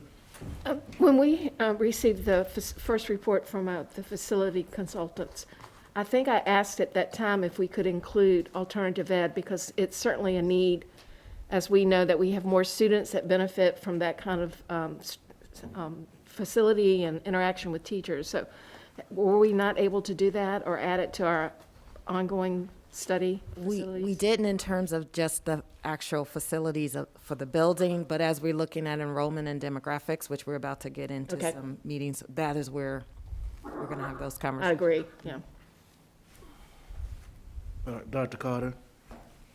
I was kind of surprised to hear that that other students from the other surrounding counties are also using the space at some of our alternative programs, because I know that we're going to need all the space we can get. Are we looking at that to see when we have an increased need to make sure that we have placements for our students? Yeah, I think that is, we haven't had that concern up until this year where we're seeing behaviors, which is one of the reasons why we're looking at space, not only just at the alternative programs and the ones that are like part of Fort Hill is a regional program is what you're talking about. but what can we do internally as well? So yes, it is up for discussion in terms of looking at it. But right now, because we're committed to the contracts and how our partnerships with those outside school divisions, we're going to honor that. Dr. Carter? And I think also just the fact that we have a homeless education liaison says a lot. It's just hard to just fathom that number of our students are homeless and what all that entails and the needs and supports they need. But the other thing too is just recently doing the disciplinary committees. Yes. We're just running into, I believe, in every student by name and by need, and to make sure that every student is supported. But we're seeing now that a lot of students, it's the quiet ones that are reacting to being bullied or harassed, and how we can get a handle on that so that we don't have students that sit quietly and are just yeah, they're just taking all they can, and then it's like anyone that's quiet, you always say, be careful if a quiet person really goes off or has a problem, you're going to see, and we're seeing this. So, but how do we make sure that every child gets an education, but then at the same time that one child doesn't interfere with the education of another? Yeah, Because then there is a major problem. Yeah, and I think that is, at essence, the challenge that we have as you're trying to walk that line between being supportive of the child in crisis, so to speak, but also being supportive of the other children in the room while you have a child in crisis, or the other children who might be the target of a child in crisis. And a lot of the work that LaTanya's team is doing is that, in terms of the counseling and trying to get in front of it, preventative, so that we don't have kids who have these sessions where they just can't take it anymore. And I think this was behind the essence of having counselors. If you remember, school counselors, their structure changed so that they would spend more time with kids, which is great on paper in terms of what we want to have happen, but also consider everything else that is going on that we're also managing, and particularly our student support group is managing, just with COVID and mitigation and strategies and absenteeism, and then put that burden on our staff in terms of that. I think one of the things that LaTanya shared, and we're going to do it with our CARES funding, is the behavioral interventionist, the secondary interventionist. Where we can, and if we can, we are posting for positions to get the adult help that's needed in the buildings. And that particular one is the adult help that is focused on behavior and learning, because if you do have these behaviors, it's interfering with your learning, but maybe also the students in the classroom. So we're trying to get some folks who may be interested in these jobs and using the CARES funding to post for these positions. And I will say, as much as we're pretty much, if you go on our website, you will see lots of postings. What we're not seeing is lots of people who are interested in the posting. So we're trying to be creative in ways that we can, like we were with the lunch monitors, making it a midday opportunity for folks who maybe, I'm a parent, my kids go to school, I can do 4 hours in the middle of the day to help out and do some things. So we are really looking at the requirements and how we can just get talent in here to help our staff, because it is needed.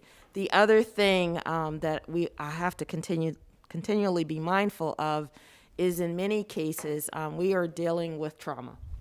We're not dealing with, I don't want to, do my lesson. We're dealing with trauma.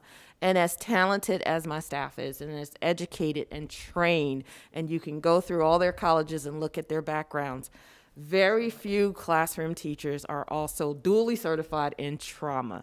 And what we're asking classroom teachers to do is, yes, know your Orton-Gillingham reading strategies and your foundations, but also deal with trauma while you're trying to teach content. And it is becoming increasingly difficult, which is why the partnerships with outside agencies are so much needed. We need the help with the trauma from those who are already trained in dealing with it, particularly with children. And younger children, we're seeing it with our youngest students and, 5-year-olds and kindergarten students and first grade students. But as LaTanya said, I mean, she started with showing you the new folks who have joined our team. We are very grateful to have those people, and we continue to be grateful for people who have decided, I am going to make Lynchburg City Schools my employer of choice to come and join us. But we still have work to do when it comes to that. Thank you, Dr. Edwards. Mr. Harvey. Thank you, Mr. Chairman. Director Brown, thank you very much for your presentation. It's a lot of information here, and as I was preparing for the meeting, I was just trying to chew on all of this information. One thing that I really picked up in your presentation, which does have me concerned a little, and it ties in a little bit with what Dr. Edwards is saying, is that the impact on our staff with this.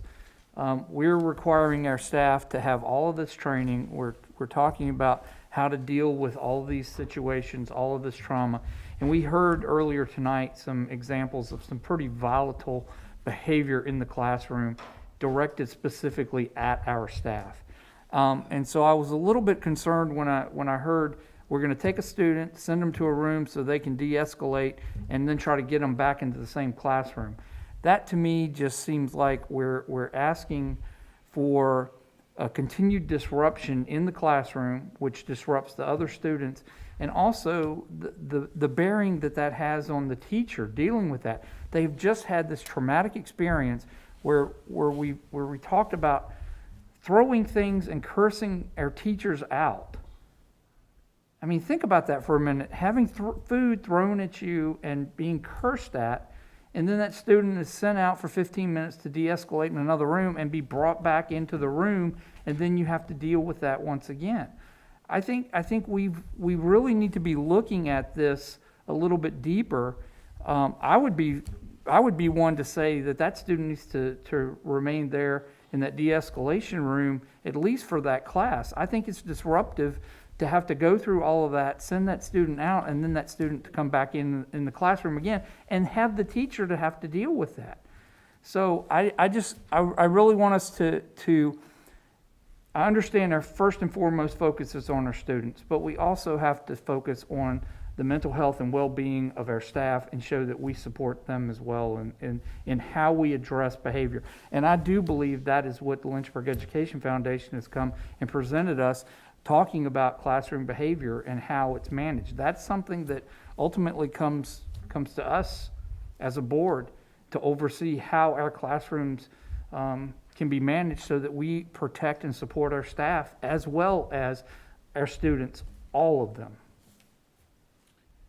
All right. So, Dr. Coleman, can I respond to that? Please, Director Brown. Okay, so, Mr. Harvey, we have classroom managed behaviors, and we also have office managed behaviors. And there's a separation in those behaviors, and I would be more than glad to come to a workshop and train the board on those two separate behaviors. And so your classroom managed behaviors are your lower level behaviors that should be managed within the classroom.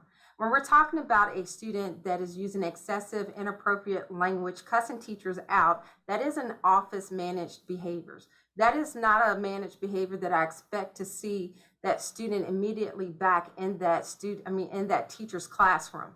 For any office managed behavior, it's up to that principal when they get them to interview the student, see what happened prior to the incident, and how they responded during the incident and the intent of the incident.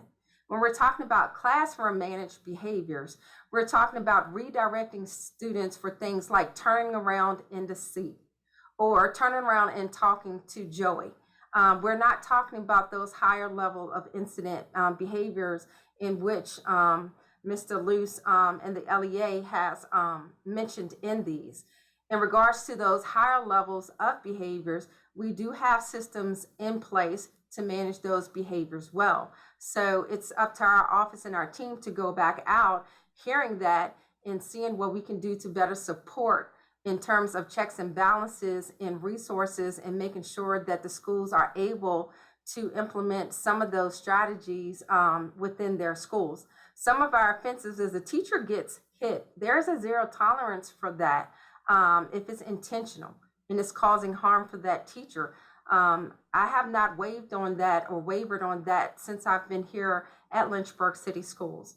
However, with our new SBAR practices, as a school division, we do practice prevention and intervention with modeling, teaching, and reteaching for classroom behaviors. And if that behavior is that egregious, and the schools go over level systems, they go over expectations, and they have diagrams. What is a classroom management expectation or behavior, and what is an office managed classroom management expectation or behavior? Those are the things you have to delineate between.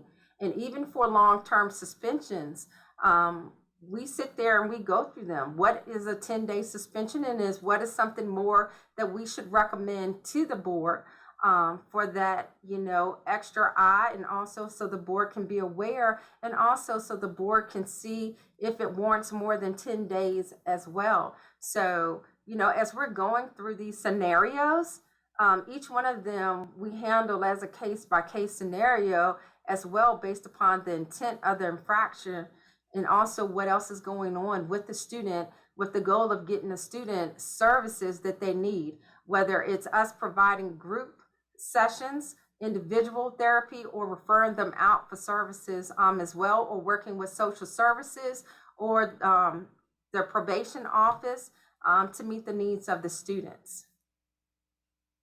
I would welcome that opportunity to have that information shared with us on those different, how we handle some of these different cases. I think that'd be helpful. Thank you, Director Brown. Thank you, Mr. Harvey. Dr. Gupta. Ms. Brown, thank you very much. Doing an excellent job. And in one of the previous board meetings, you mentioned that we have 126 homeless kids. So I'm hoping you'll share with us tonight that none of them are sitting out in cold.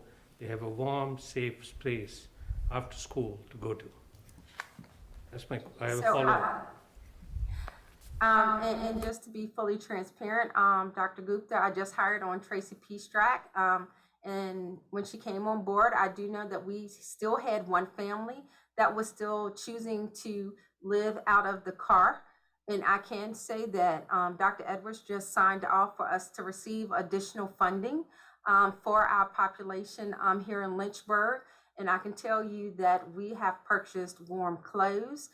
We can also, with the grant monies that we will be receiving, put families in hotels up to 2 weeks as needed, and provide additional services. And I can tell you my new homeless liaison has done this before a couple of years ago, and she's been hitting the ground running, meeting with all of the families and making sure that their needs are being met. But it's up to the family in terms of where they choose to shelter. And we as a school division can support them and their children as best as we can. All right. Dr. Gupta, did you have a follow-up? I just have one more follow-up. A former colleague of mine, Dr. Stump, asked about restorative justice. Are we working on that? He said there was some discussion in the equity task force about it. Would you share where do we stand on that? So in regards to restorative practices or restorative justices, we have implemented circle time through our social workers and through some of our English classes. And we also have morning meetings at the elementary level. In terms of a greater scope of things, it will be inclusive of funding. So right now, I can tell you our new supervisor, Zoe Whitcomb-Stokes, is working on a plan along with our board certified behavior analyst that's over behavior, Rich Ferguson, and I've asked them to develop a long-term plan, but know that funding would have to be considered when we're looking at the long-term implementation plan of restorative practices. Our principals that have been here 3 years or more has had the restorative practices training and been through that training. So that's something that we would like to bring through again and offer to all of our administrators and start to implement on a broader level. And so right now we're at the developmental plan, developmental phase of a strategic plan for that we will submit to senior leadership very soon. Thank you, Director Brown. Mr. Trost. Thank you. Director Brown, I want to thank you for the presentation. I think you're on the correct track and fantastic. Could you just give me an idea of the roles and responsibilities of an interventional, I guess, interventionist or interventional specialist? I don't know, is that a soft term for a disciplinarian, or is it something that's more of a counseling level? I'm just curious. No, it's not a counselor by far. And Dr. Edwards and Ms. Pugh, if any of y'all want to jump in as well. So the intervention specialist would be someone that's looking at the systematic approach for instruction in terms of academics, behavior, and social emotional, making sure that the school that they're at has a systematic approach to implementation, but also providing professional development and supports, and also helping to monitor the data, making data-driven decisions to see if the strategies that they are implementing are being effective. For example, if Math 180 is the academic instructional approach for that middle school, making sure that the students know what it is, making sure that the families know what it is. We're working with the other offices within Lynchburg City Schools, making sure we're getting that information out, but making sure that they are reviewing the data and that the program is actually increasing the scores and the academic performance of our students in terms of math. In regards to behavior, making sure that the school has behavior expectations in place, routines in place, and making sure that it's a system in place for positive rewards if that's the reward system or incentive system for that school. But again, also looking at office referrals and helping the school making data-driven decisions, looking at the time of the incidence of the referrals, the location, the teacher, the number of events that are occurring. Say, for example, on Tuesdays, if it's fights every time at the cafeteria during third lunch, we're looking at what's occurring before lunch, after lunch, and the day before, and looking at a preventative way to quickly go in there, redirect those behaviors, and also lessen the chance that that would occur again. In terms of social emotional, it's knowing your school. What community, what neighborhoods are these students for that particular school coming from? How is social media having an impact? What is their emotional well-being, and how do you address it as a school, as a family, as a whole? So that person will be assisting the principal in all of their leads in that school with making sure that there's a systematic approach, professional development, and helping with the data for the intervention and prevention that's needed.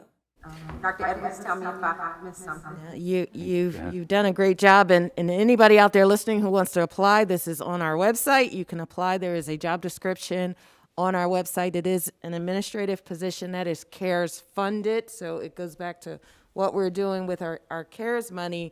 But also, we purposely labeled it as an interventionist because, and I think it was said tonight, that if my behavior is interfering with my learning, what can we do to stop that from occurring? And this person is sort of a slide between both the behavioral world, the connection with the family. If we need to connect them with outside resources, this person can work with LaTanya's staff as well as the school staff to help get those resources, because the goal is to get learning back to the maximum track.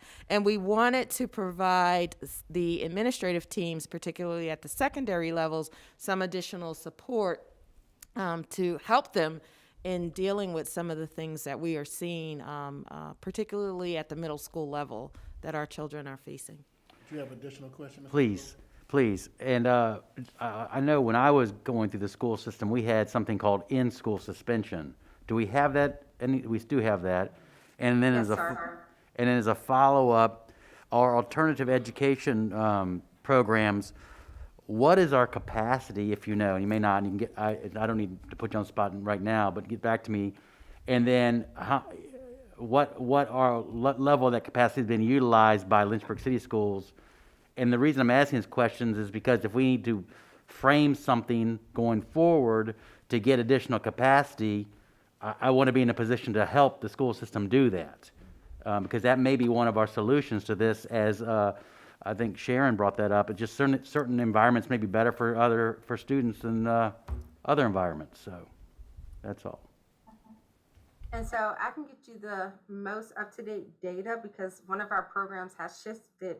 But our transition program, which is our elementary tier 2/tier 3 program that's housed at Sheffield, the highest numbers of students that we can house there would be up to 16 to 18, depending on the type of behaviors that we are serving at that time and the level of aggression within those students that we are serving at that time. If it's minimum level of aggressions, then we can serve more students. But if it's high levels of aggressions, we tend to put less within a classroom. So that would be for your elementary level. In regards to Fort Hill Community School, that serves middle school and high school students. And that is the one site that has our regional alt ed program.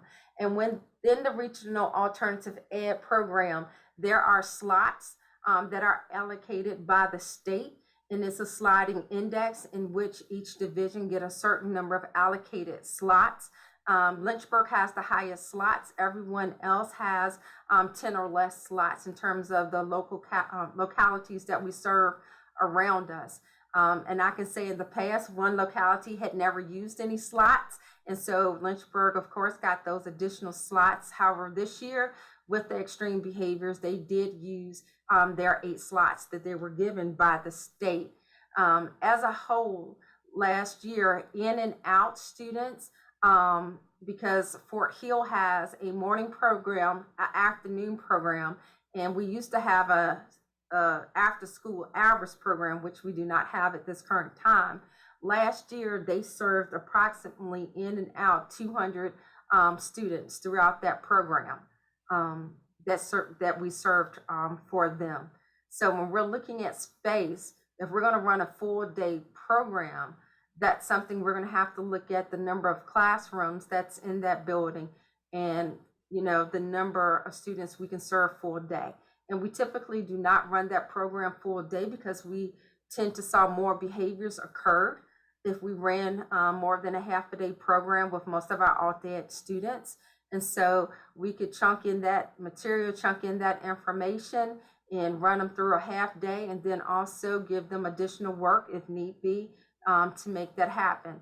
But as we said, alternative ed is something that we do need to review our programming and our facilities.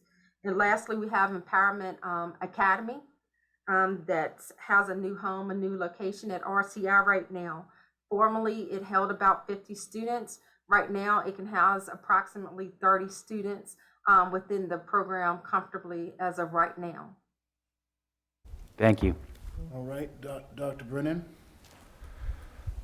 Director Brown, I have a couple of questions, but first I want to thank you and your team for the job they're doing in this area, but also the whole area of COVID-19 and what the responsibilities you're taking there. And I think it's interesting that I think we all know that how these two have overlapped, that the COVID-19 epidemic, taking children out of school, bringing them back into school, has resulted in a lot of the issues that you're dealing with. So thank you so much for this work on all levels.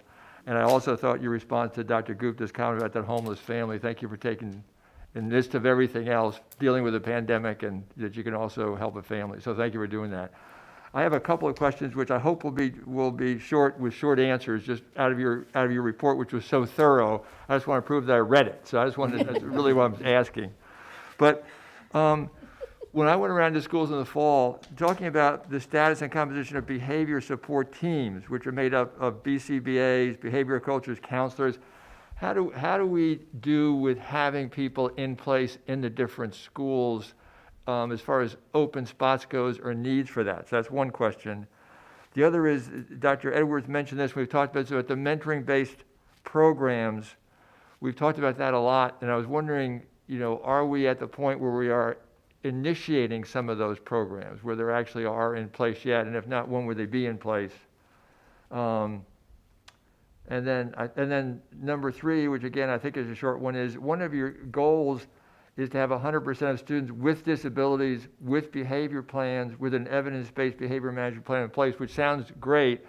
I don't know, where do we stand? Where's your baseline with that as far as where are you starting to get to 100%. And then lastly, you had mentioned this before, which is probably the most important comment, is that as far as outcomes go, I think sharing outcomes in some way would be really helpful to us. And maybe it would tie into what Mr. Tross was saying about what are the available spots and what are our needs. We all know that this has been a very difficult year for the reasons we commented on with COVID and otherwise. But in some way, tracking the data and the outcomes and trying to tie that into what our resources are to meet those, I think would be helpful to the board to have that information. So thank you for taking those questions. Well, in terms of the behavior team, we have some floating team members that goes into the school along with the team members. So, for example, if you had Sandusky Middle School, they have a behavior team. Okay, they can be called a behavior team, a VTSS1 team, or a PBIS team. As they need additional members, whether it's someone from student services, someone from CNI, a social worker, they tend to meet in the conference rooms at the school, or they can even meet by Zoom. It's up to each school in terms of how they decide to meet. And they have the meetings and they staff on the students and the concerns that they have in regards to the students. Based upon that, we do have a system in place. If it's a student of great need, we ask that information funnels up to the director so we can provide assistance and support. As you see, we have new team members in place. Last year, we kind of had a well-oiled system working with one of my supervisors who went out every week to the schools, and with the new team in place, we're going to make sure that my new team members still go out and meet the needs and go out every week to the schools as well. So that's number one. Number two, the mentoring program. Where are we? I just have a new person in place. We'll be working with the communications team. I'm going to have to ask Dr. Edwards for a little help, and Ms. Reeves a little help in terms of the mentoring programs and where we are right now as the school division, because I know they've done a little bit more with it than what my office have right now in regards to that. And we'll come back to that one. In regards to special education and behavior plans, I can tell you we were probably at the 45% mark for that. The expectation, and I don't know if Janine has checked out, is to make sure that when we are working with our schools and we run into a student that is having behavior challenges, making sure that we are working with special education and special education teachers and teams to make sure that we have a behavior implementation plan in place. If a functional behavior assessment needs to be held or assessed on a student, working with them to make sure that that's being done, to make sure that we find the targeted behavior or the function of the behavior for that student so we can address that immediately. So Janine, did I miss anything on that one? No, you got it all. It's just working to target what those behaviors are, whether it's related to the disability and whether there are other outside entities that need to be involved. LaTanya and I, both offices work very closely together in trying to make sure that we're putting those plans in place. All right, thank you very much. Ms. Morrison. I just have a quick statement that I've been reading email from parents about the block scheduling, and we heard tonight about the block scheduling, and we are dealing with a lot of things that are out of our control. The trauma that the kids are experiencing at home, the being out of school for long periods of time because of COVID. We couldn't control the COVID.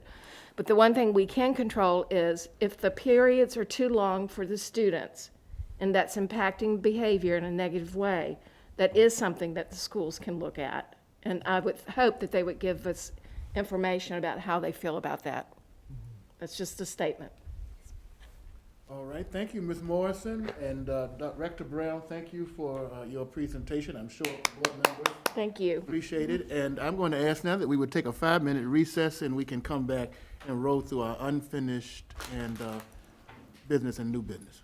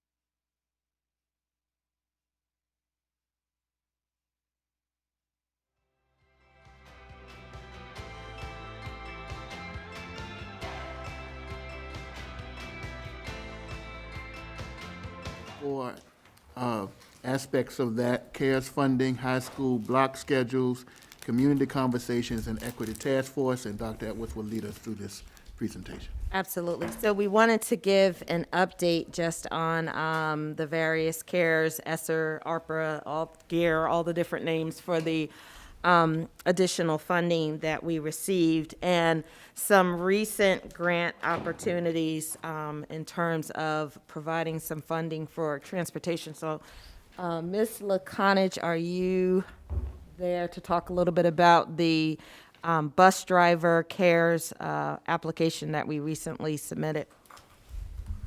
Yes, there was an opportunity for a bus driver recruitment and retention incentive grant program, and we did submit that application.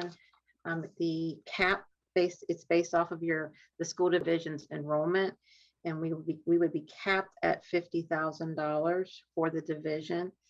And we were able to submit that. We have not heard back from VDOE, but one of the things it can be used for is one-time recruitment and retention bonuses, or obtaining CDL license for prospective drivers. So that is something that we have submitted, and we are optimistic that we will be receiving. And we did inquire, because our transportation department has more than just bus drivers, and as this was marketed, we did inquire as to how the funds could be used, because a lot of times questions come up about what the limitations are.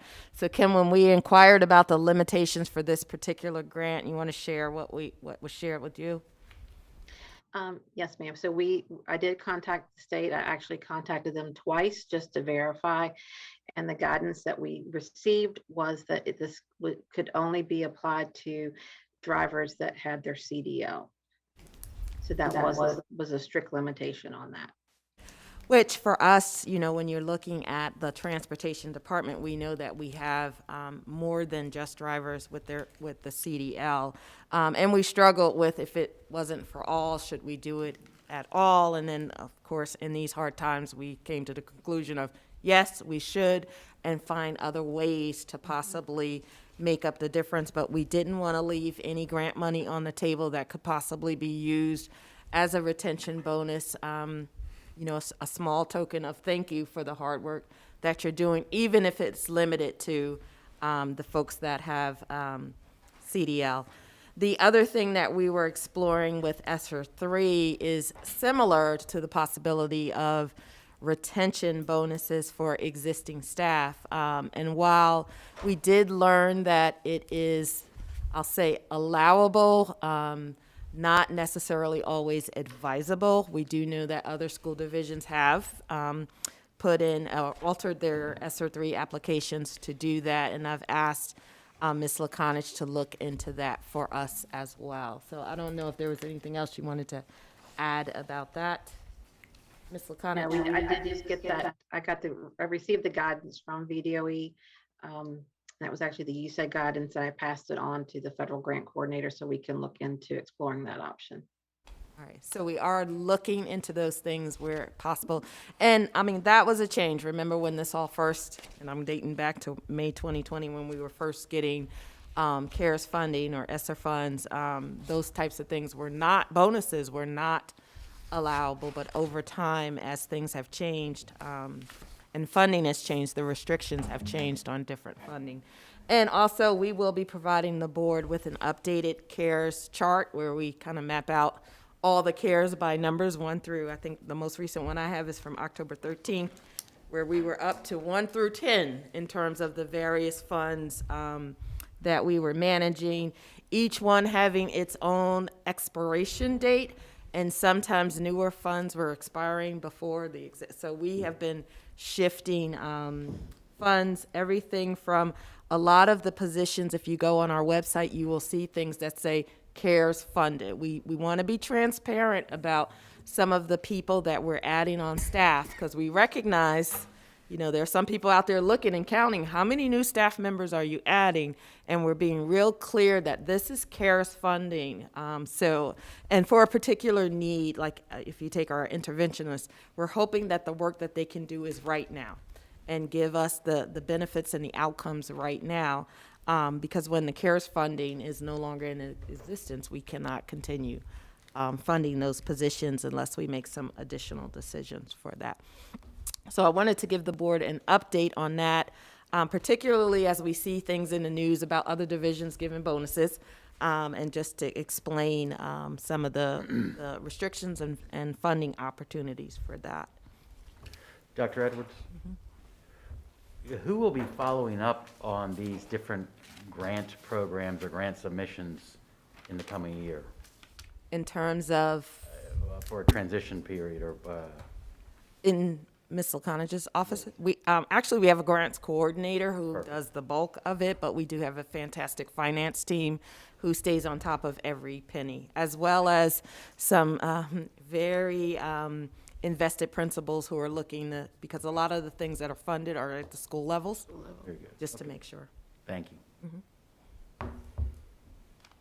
Any other input on this first matter? All right, Dr. Edwards. Okay, next on our list is the high school block schedules, which we heard a little bit from public comment. And I will just say to all of the people who have emailed me over the last couple days, I have been behind closed doors doing lots of interviews, so I don't want anyone to think that I'm not responding to their email intentionally. But I knew we would be coming to this board meeting and having a conversation about the high school block schedules, and just giving some more information. And I hope that the people who were here earlier are at least watching at home, because they had a lot of questions and things to be asked. So first, let me deal with transparency. I want to go back to the beginning of COVID-19, where one of our primary goals was transmission. And we made some decisions that, you know, with our 7-period day, there were 7 opportunities for kids to be mixing in the hallway, 7 opportunities to spread COVID. So one of the decisions we made early on with our mitigation plan was to look at our schedule and say, how can we sort of cohort kids? And we did an A and B cohort, and then also reduce the amount of interaction that kids were having while passing and changing classes and moving around. And that's the genesis of the start of the modified schedule that we had going into this COVID for the pandemic. Then we had that one small, 2-week period where we were like, woohoo, things are getting better. This was before Delta decided to join us. So we were actually excited about 5 days a week and looking forward. We were still at our proposal for this AB schedule for the upcoming year. But in June, we did have a team of high school administrators, school counseling directors, as well as central office folks, and middle school representation, because it was a secondary thing, join us at the June 15th work session, where that crew did a presentation about the current AB block. They talked a little bit about the pros and cons of block scheduling, and also the 4x4 block. There were some resources that were attached for folks to review. And I highly encourage anyone who is especially joining the conversation now, who's wondering where did this come from all of a sudden, to go back and at least watch the June 15th work session, where you can actually see the presentation from both schools and central office combined, as well as the board's engagement in that presentation. So first and foremost, I just want to say we try our best to be as transparent as possible. So if anyone is feeling like we didn't communicate or we didn't let you know that this was a topic of conversation, like I said, I urge you to go back and just watch that board meeting. Since then, since June, coming into this school year, like I said, that was at a time where we didn't know Delta. And then we met Delta, which slowed us down a little bit. But we also had some other challenges, which took us offline from our ability to do a lot of the, hey, let's sit and meet, let's have conversation, let's talk about this, let's review that. And if I not that I want to go back to August, but I will and say at the beginning of the school year, it was all hands on deck for transportation. Every building administrator was either on the phone with parents, if not out watching buses driving vans, picking up kids. I mean, that really was our focus at the beginning of the school year, and this board was with us all along the way, and it took us several weeks to really get transportation to a point where we are not in a position where we're calling parents saying we're canceling routes and not coming to pick up your child. I mean, we did everything we could. But I say that to say my administrative team, as well as all of my school staff, were dealing with that. And there was due diligence, and I do have both principals on Zoom to have conversations and get feedback and input. The original conversations did involve school staff. There were, and there are notes and things like that to talk to school staff. But I do know that that was June. That was before school ended. And then here we are right now in terms of sitting in the AB block with potential to go to a 4x4 block.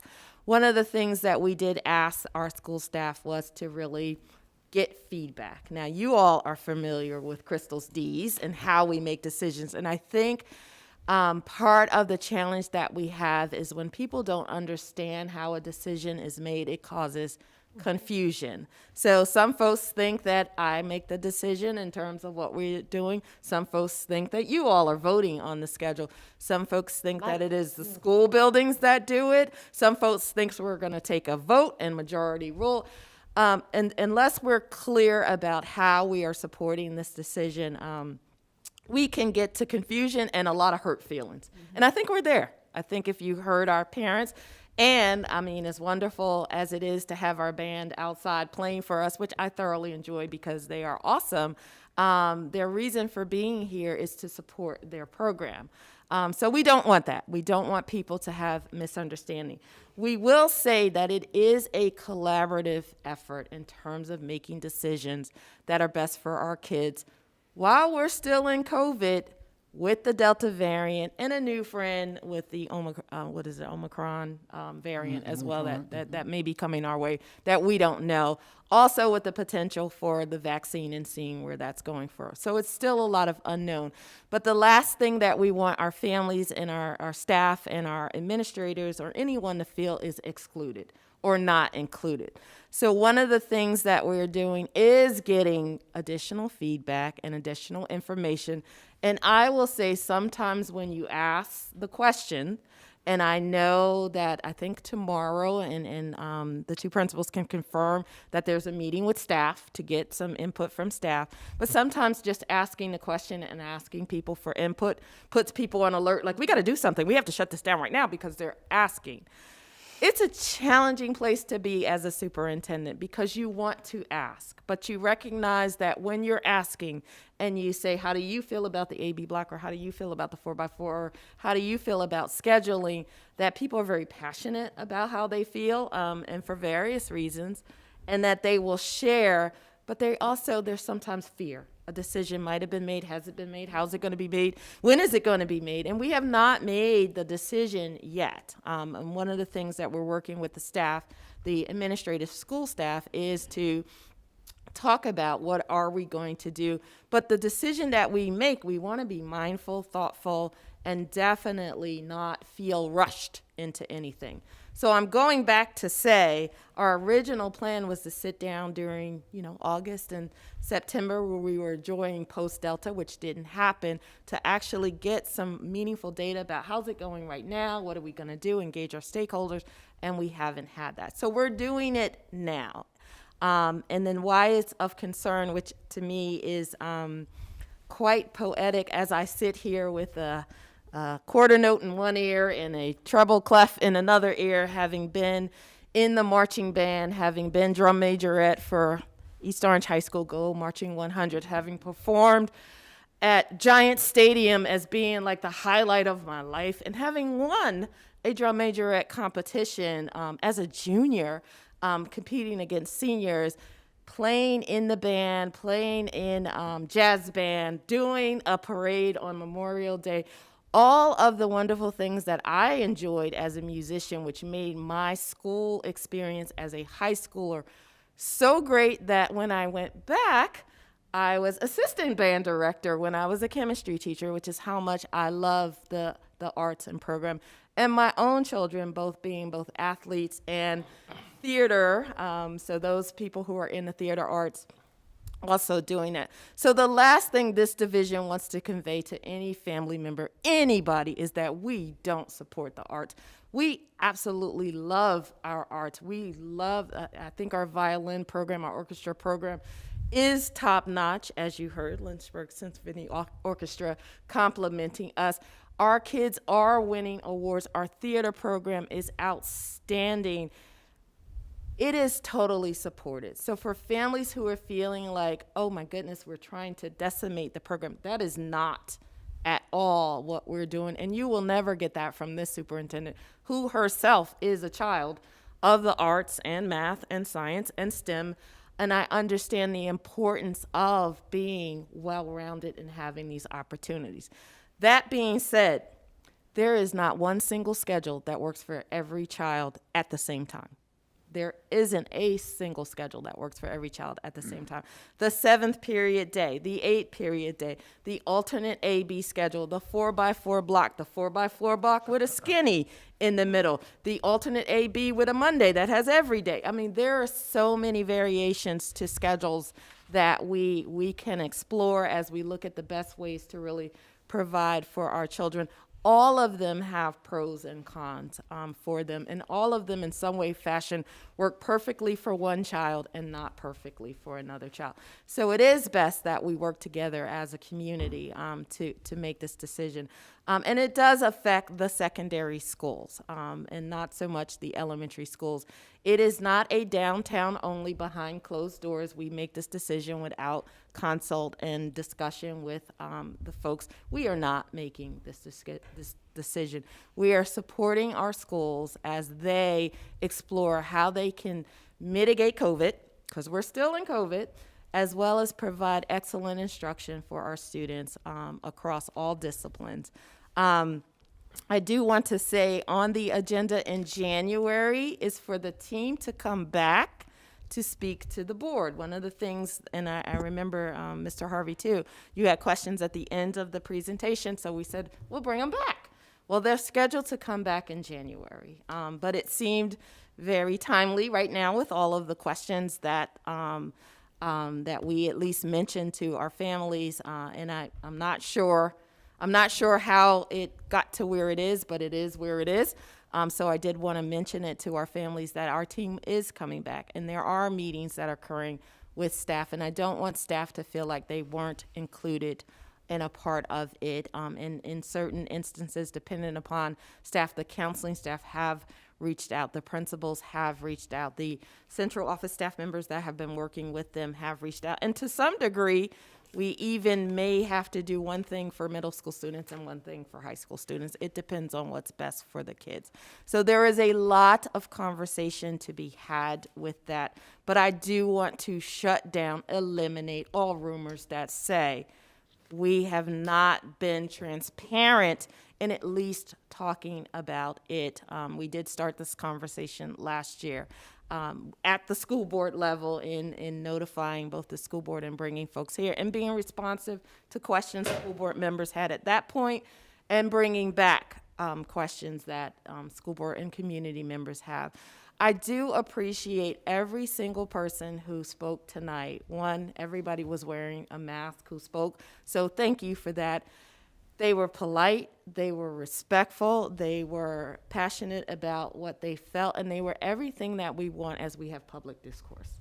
That is the kind of discourse that we do want. We want to be able to engage in our public, and what great role models and leaders our kids are that come and advocate for themselves. So I do appreciate that. I do know we have our administrative teams who have been, where I have been absent on answering emails. I know both principals have been calling, have been answering emails. You all have been answering emails and being responsive to our family members. And I just want to ask, as I look back, I see Ms. Flora, who is with us, if there's anything that she would like to share about. And I think you're meeting with staff tomorrow, you and Tim, separately at your schools, but is there anything that you would like to share or at least say to our families, because you have been really being responsive to talking to kids and families. Oh, there's Mr. Beatty and Mr. Beatty, as well as your own staff members. So I'll start with you, Ms. Fleur. Well, I just want to, first of all, can everyone hear me okay? Yes. Okay. Again, I want to just reiterate what Dr. Edwards said and acknowledge our parents, students, and community members that took the time to do research and come and express their concerns through email or tonight.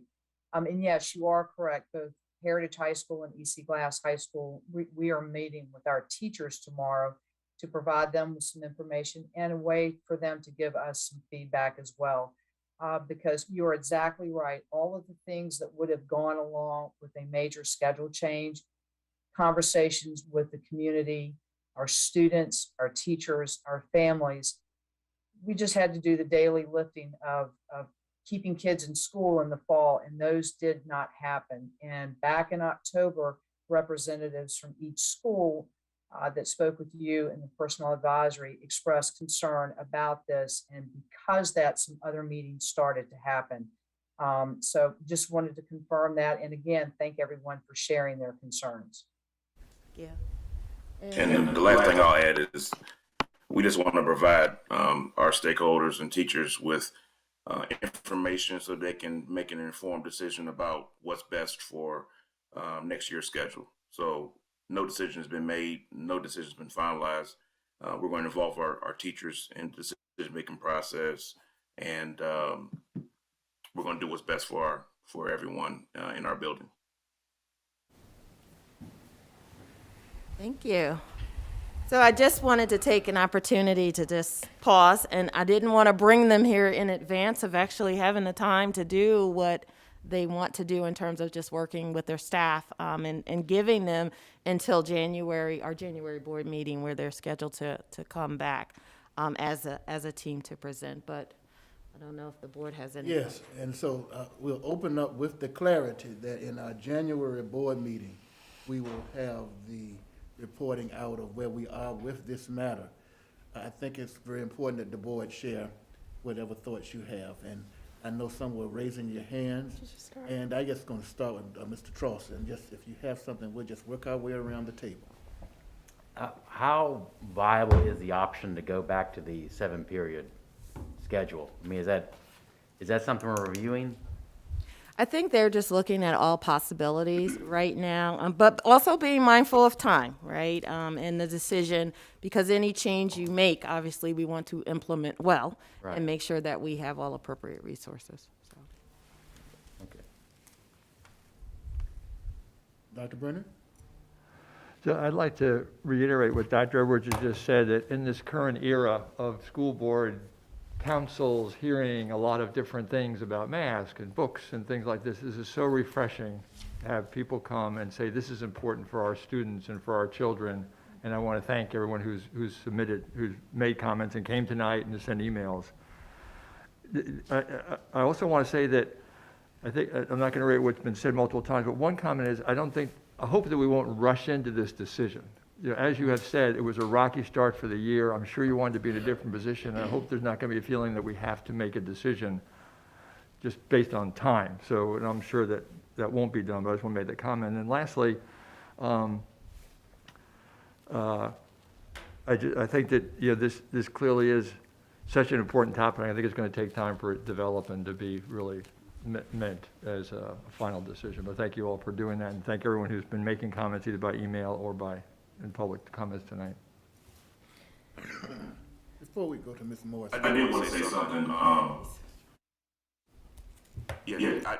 We don't want to rush the decision, but at the same time, we've got to begin the process of scheduling students for next school year. So our counselors, our council directors, our counseling staff, they need to be able to move forward with something as soon as possible. So while we don't want to rush the decision, we do want to involve everyone, that there does need to be some timeliness in regards to the decision that needs to be made. And Ms. Morrison's going to go next, but Dr. Brennan, good point. But I was also wondering about the time sensitivity of resolving this matter, and I'm sure you all will let us know all of those details. Ms. Morrison. Well, I had the question about rushing it because we are into the 5th month. And that delays it, and I know scheduling takes a lot of time, and I would rather do it right than make a decision that we then has to go back. And I think I heard about meeting with staff, but we also heard parents and students would like to weigh in on that. So I'm hoping that part of the plan will be discussion either with the student, of offering opportunities for parents and students. And I appreciate, Dr. Edwards, your statements about transparency. This is not something that we are doing behind closed doors, and I think that's very important. And I think that the level of support for the cultural arts and we've always been there, and we do not want to do anything that would take away that experience for any student in Lynchburg City Schools. Dr. Carter? I'm just excited that we're not voting on something that I missed. I read the agenda and I know. reread, and I said, when are we voting? And I just questioned, how do we get to this point? But I'm also glad that it's not starting in January, because I was thinking, how is that possible? So that's good to know. And as I initially stated when we had the presentation in June, my concern was, and even this, have a more of a concern now with the staff also covering different classes and the length of the class and students being there for such a long period of time, how that will impact student discipline. That's my concern. And also, when the presentation is made, I really want to see, because I had a difficult time just trying to figure out how this was going to work. And I couldn't understand it then. I asked for clarification, but just how would this look? What a schedule would look like. Yes, and some examples to make sure, like if Algebra 1 and then you have Algebra 2, will there be a break and you have to wait, or with the foreign languages, just different things? Because I do want students to be able to take the courses they are, and it's already difficult, and just how this impacts students from taking the elective courses they want to. But to really see some examples for someone that's never scheduled anything, I think that would be very helpful for me. And also just to caution people not to jump to conclusions. Somebody had to start this. It's just, that's kind of disturbing how something can go so, well, a lot of the emails said the rumors they heard. So if we can try to squash those rumors, that's great. But as Dr. Brennan, you also stated, this was wonderful to hear, and people were so respectful and so civil. This was just like old days school board meetings. I really enjoyed it. Very Not good, the Dr. Carter. confusion. Madam Clerk, if you would so note what Dr. Carter mentioned about what it would look like whenever the report, yes, so that the staff, if they may need that, recall. All right, Dr. Nillis.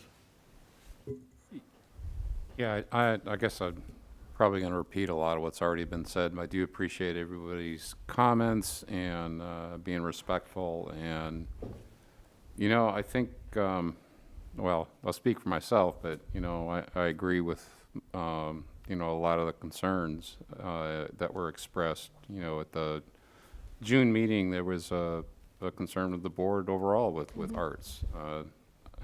I am not an arts person by any stretch of the imagination, but I can appreciate what it does bring to students in middle school and high school, and that's that's a priority. It's a priority for me. We're not going to let the arts fall by the wayside. That's just not going to happen.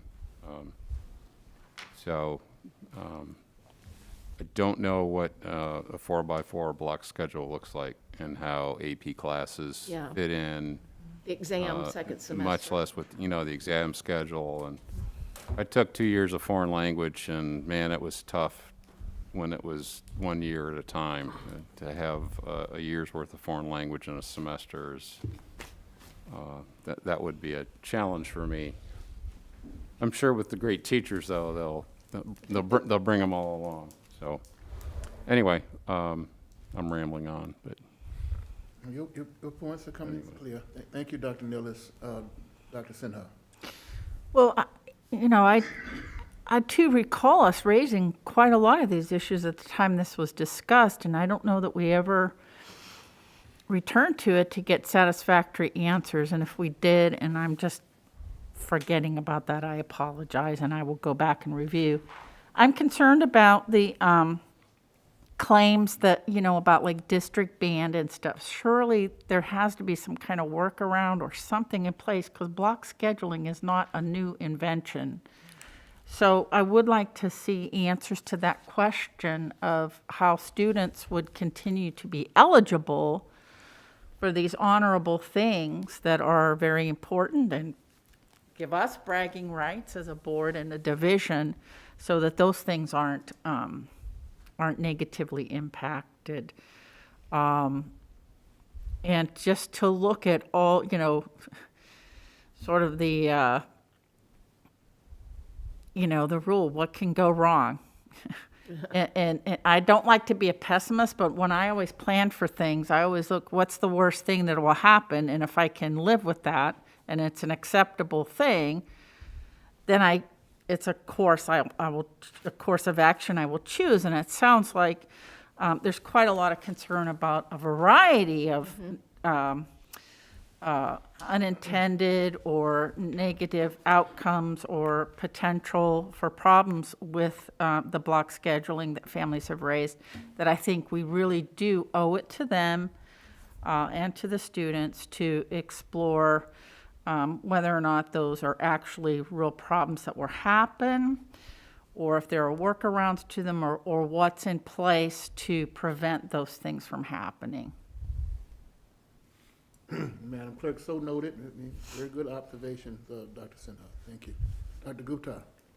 So I agree with you, Dr. Edwards. No schedule is perfect schedule, and it's very difficult to find that common ground in scheduling, being in academia for a long time.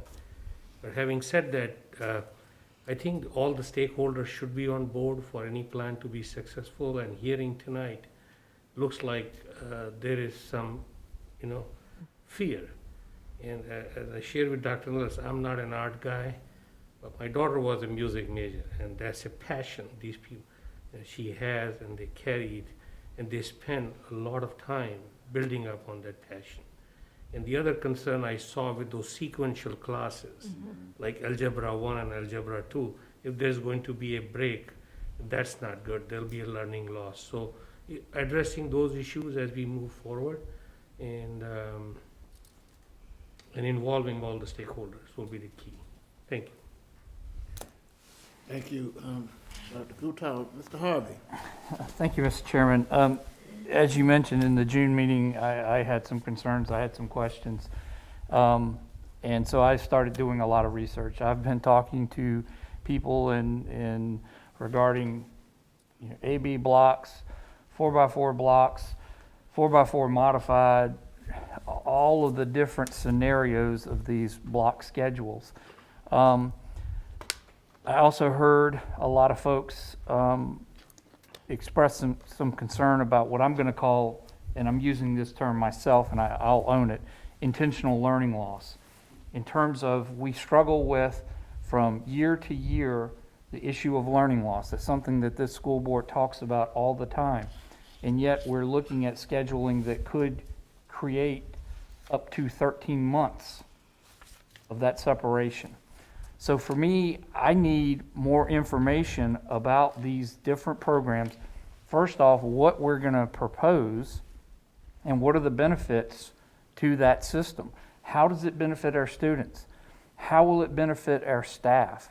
All of those things that need to be presented.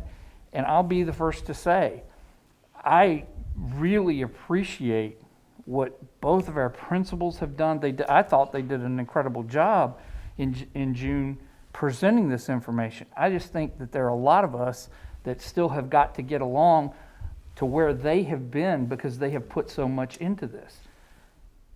We are stakeholders. Our students are stakeholders. Our parents are stakeholders. Our teachers are stakeholders. And all these stakeholders are obviously telling us that they have concern that we might be moving too fast. I also hear exactly what Mr. Beatty's saying right now. We gotta, there's gotta be a decision made for our counselors to put these class schedules in place, for us to prepare students to formulate their schedules and get everything ready for next year. I just think that's way too much. We have lost obviously, we have lost 4 to 6 months of this process after our June meeting for these discussions with teachers, with parents, with students, with the school board, to look at the pros and cons, to do what I call a soft opening. You know, when restaurants first are built, they go through a soft opening for several weeks where they run things through the kitchen, try to figure out where things could possibly fail. How do you then fix that problem? I think if we don't do that and we rush this through, we're going to have a lot of students who are going to have some schedules that are going to be really messed up, and we're going to have a lot of parents that are going to be upset about that. With all of that being said, what I would actually recommend is to the administration that we consider delaying this for a year, allowing ourselves at least the rest of this spring, summer, and into the fall to analyze what went well this year, what needs to be improved, and be able to ease the mind of all of these stakeholders and give Mr. Reedy and Ms. Flar time to really be able to do this well. Because Dr. Edwards, you said implement well is the critical thing. And so what I kind of heard from a lot of us is a lot of concern, even from those who have been really working on this process. It's time. And I think we need to put the brakes on this, share with them. They got more time to make sure we implement this well. If at all. If at all. If through the process we determine that we need to go back to a 7-day, we need to go to a 4x4, we need to go to an AB, we need to go to a block modified, whatever it is, let's make sure we have done our due diligence before we implement any schedule, and be fair to our administrators within our school to make sure they have time to implement this well. And we did share that with them. So exactly what you said, we have shared with both administrators or high school principals, I will say. Haven't had as much conversation with, remember the middle school's also on an AB block. Right. They were not considering a 4x4 because of the impact of the SOL growth tests. Made that a little more challenging, but that's still not to say that we want to make sure that they're getting the best possible instruction as well. So. Dr. Brennan? Dr. just quickly, you had talked before about the decision-making process and Crystal decision. Can you just clarify for us and for the public how this decision, or who will make this decision, how this will come about? So in terms of just looking at it, this is one of those things where we would be supporting the schools, supporting our building teams. I don't want to, it's not a principal on an isolation by themselves, and I think they are doing due diligence to try to get as much information, because the bottom line is they're at the heart of this learning. And Susan, you are a building principal, so you best can understand the importance of the instructional leaders at the building working with staff and students and families to make those decisions. While, we often say downtown can make all kinds of decisions. We don't like to. We don't like to make all kinds of decisions, but we certainly own the responsibility of supporting our schools.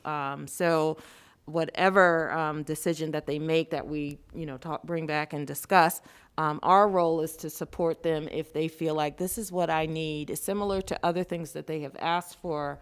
This is what we need to help students. We heard a whole presentation about student behavior. There are needs there. We need to support them doing this. And this is not easy work, let me tell you. And I'm working on the school calendar. By the way, we will be getting feedback from everyone if you haven't already contributed feedback about the school calendar as well, because it's another thing that impacts everyone. But anyone sitting in the seat knows, while yes, the ultimate would have everybody 100% say that one, I'm gonna tell you right now, that's not going to happen. And just in looking at, while yes, the 7-period day, a 4x4 block, and AB block, I mean, even if you look at a 7 or 8 period day, for some students, 7 classes, 8 classes, 7 teachers, 7 sets of homework, 7 sets of tests that I have to think about within a given time frame. If you told some students, how about you just concentrate on 4? Just that thought alone might be well for some students to think, I can really dive in if I'm really only working on 4 things at one time. So that might be a pro for one student, but it might be a con for like, oh no, that's too intense. For me, I like the change. I like changing from class to class to class to class to class, where other people like a little bit more consistency, which is why I say no schedule is perfect for every single student in your school.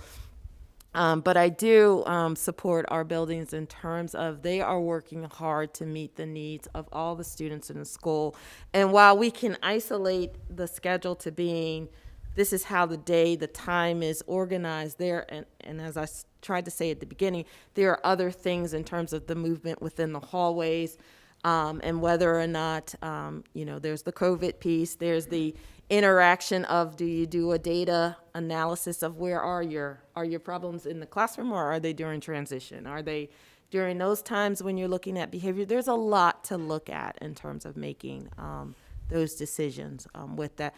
But we have said that it is a school-based decision, not one person at a school, with us supporting them in the work that they're going to do. And I don't think anybody, this board, this administration, those principals, those guidance counselors, I don't think anybody's like, let's pick the thing that's going to do the most harm to everybody. No one is doing that. Everyone on this team and the countless hours that people have spent in just discussing this and vetting this has all been with the best interest of what can we do for our students to make, to continue to provide excellent services while meeting the needs of all of our kids. Does it go without question, Dr. Edwards, that both schools will either do or not do or can one do and the other not? Yeah, because we share, we share staff. Question. Yeah, we share staff across buildings, and remember, we have some programs like our CTE programs, which are only offered at one school or the other school. So that sort of forces their hand in terms of how they work together, and they're both here. So we already know there is strong collaboration between those schools. Dr. Carter? And are they given they can look at everything? They have been. And they're not shy. And I think there was some concern about staffing, and I know at least one of them, was looking at it from the lens of, well, we may need an extra here or there. And again, that's where we come in and support them if that's what is needed for our students in terms of that. And are they able to tell us, like, what criteria are they what are they looking for to see which schedule matches up? I think when they come back in January, that's part of what they want to at least discuss. Ms. Morrison? We added in the AB schedule, the students have 90 minutes on either day A or day B with a teacher advisor. And I'm curious as to how that has been going in the schools and how students feel about that. I've had missed messages that some like it and some think they'd rather take a class. And I think we've asked for that feedback when we looked at that. And that's not part of but it could be if we're doing an AB schedule, if they recommend an AB. Are we going to continue with that period? An advisory. The advisory period. And I think it's enrichment at Heritage. Yeah. I want to make one brief comment before I do make it to Dr. Brennan's question. Dr. Edwards, are we hearing you clearly that the building principals at the building level will make the decision? They will give us a recommendation for schedule. Typically, you guys don't vote on their schedule. It's not a voting item for the school board. It really is more at the building level. We don't even really dictate how they do their schedules. And the same thing is for elementary in terms of how they organize staff around instructional period. We all owe a due diligence to making sure that our kids are receiving excellent educational services. So I don't want anybody out there to think we're giving away our responsibility in terms of what we do. But we also recognize that this team and everybody that's working are professionals who have been doing a great job of working in the schools and meeting all the needs of the kids for the past couple of months while we've experienced other challenges as well. Thank you for that clarification, Dr. Edwards, and I feel good about that. In the past, we were dealing with graduation. It all worked out beautifully, but I just wanted... We don't want that to happen. We don't want that to happen. So Thank you, Dr. Edwards, for that clarification. I also was impressed with the civility demonstrated here tonight, inside and out. I had a chance to go outside. Dr. Nillis, appreciate that. I'm not only a fan of STEM, but I'm a fan of STEAM and all the other pieces that are out there. I just hope as the decisions are made and the time, manner in which they are made, that we also realize that there are a lot of people out there that have something to say about this matter. And so we've heard very strongly from those who have presented tonight, but there are others that may have thoughts about this for varying reasons. And I think we have to be able to let people get the big picture or the full picture before this matter is resolved.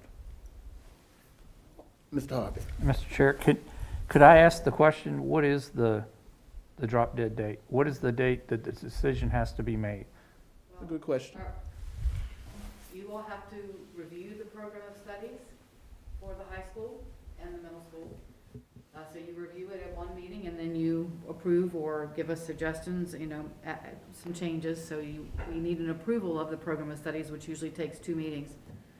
So I would say we want to present the program of studies the latest, that January work session, so that it could be approved the first meeting in February. I would prefer program of studies to come that January 1st board meeting so that it could be approved at the January work session, because the longer we wait on approving a program of studies, then, which is directly tied to the scheduling. So there are implications for the program of studies if it is an AB block or a 4x4 block or a 7-period day. There are a few changes that would need to be made in the program of studies. The further we push that out, the further behind the school counselors are in terms of scheduling students and providing them the opportunities to schedule. They go into classrooms and they meet with the students. They talk about the opportunities that they have. So this is impacting their work. We typically have brought the program of studies to you all at this meeting in December. So we're already at least a month behind. Mr. Harvey. If I can just follow up, so respectfully, what you're asking for is for you guys to finalize how next year would be by the first board meeting in January, which is 4 weeks away, and we have a major holiday in between there. And we want to hear from parents, students, staff. I just, again, I question if it, how can we implement it well if it sounds like, or feels like, at least to me, that this is moving quickly, or has to move quickly? Otherwise, we're going to put our staff in a very, very difficult position. And we certainly don't want to do that, but we also don't want to cut off any decisions at this point right now. So one of the decisions may be when we get to January, like, okay, here's the feedback that we have. Here are the things that we need to vet and view. Here are some things that we've been able to address that were raised. It may be, and I don't know, because I don't want to speak for work that hasn't come to us yet. And it could just be, we need more time, and let's stay put. Right, stay put would be stick where you are in terms of what we have in the current AB schedule. I would agree with Deputy Superintendent Pugh in terms of the timeliness. I know our counseling directors are probably shaking their heads going, yes, yes, yes, we want to get in class, but we don't want to rush a decision. We also, and I know, like I said, they're meeting this week with staff. So we're still in school right now for the next 2 weeks in terms of just some of the feedback. But the one thing that I want to make sure doesn't get missed, because some of the things that I heard was that there was no data that was collected, no feedback that was collected. And I know that there, and Deputy Pugh and the two principals can share that there have been meetings. There is some information that has already been collected. There have been some discussions about it. This is going to add to that. So, when we get to January, if we feel comfortable that, yep, we got enough, it feels good, and they've done due diligence or whatever the case may be, we'll make a decision at that point. But as I shared with you and I shared with them, if it's, we want to continue looking at this, and I know they also reached out, and I didn't say this earlier, but they reached out to other schools that have schedule. So when you talked about what does it look like, they've spoken with at least one other school that I know of that has schedules, possibly more, that are in a block schedule format. It may just be like, we still want to collect information. We still think it's valuable. We may not be able to implement it in the fall of 2022, but we want to continue the process of doing that. So, but I just want to give them time right now, because I think it got ahead of us and ahead of them for various reasons. One, the start of the school year and just the additional COVID things that we dealt with stole some time from us, and I'm not mad about that. It is what it is. I can't go back and get that. But two, these last couple of weeks of lots of emails have at least made me go, what happened? What is being communicated or what isn't being communicated, so that I can at least speak with them about let's get clear on the information, because I did see a lot of things that were like, this is the first time this is being discussed, and that's not true. So I want to give them time to at least work with their staff, work with their constituents before we get into the discussion and allow them to come back, and still make time for, we're not going to make a rush decision if it's not in the best interest. They won't either. I mean, if they feel like, look, we've done due diligence, we're here, we feel good, here are all the answers to the questions, or not. But I do think we need to value the professionalism of our staff and the hard work that they've done, and give them time to do that, while also valuing voice that we hear from our students and our families. Dr. Edwards, I think that was very well said. And Dr. Brennan? So I started making a comment about not to rush into this. I still feel that way, and I feel good that this decision will be made by the educators at the schools, who will take into consideration the staff, the students, the families, and those things. But also, as a non-educator, but involved in the schools for the last several years, know that the last 2 academic years have been so challenging. Between no school in person and then going back, it's been so hard, that I really hope that what we do decide is going to be best for everyone, and stability is probably one of the things we really want to consider pretty strong for the next year.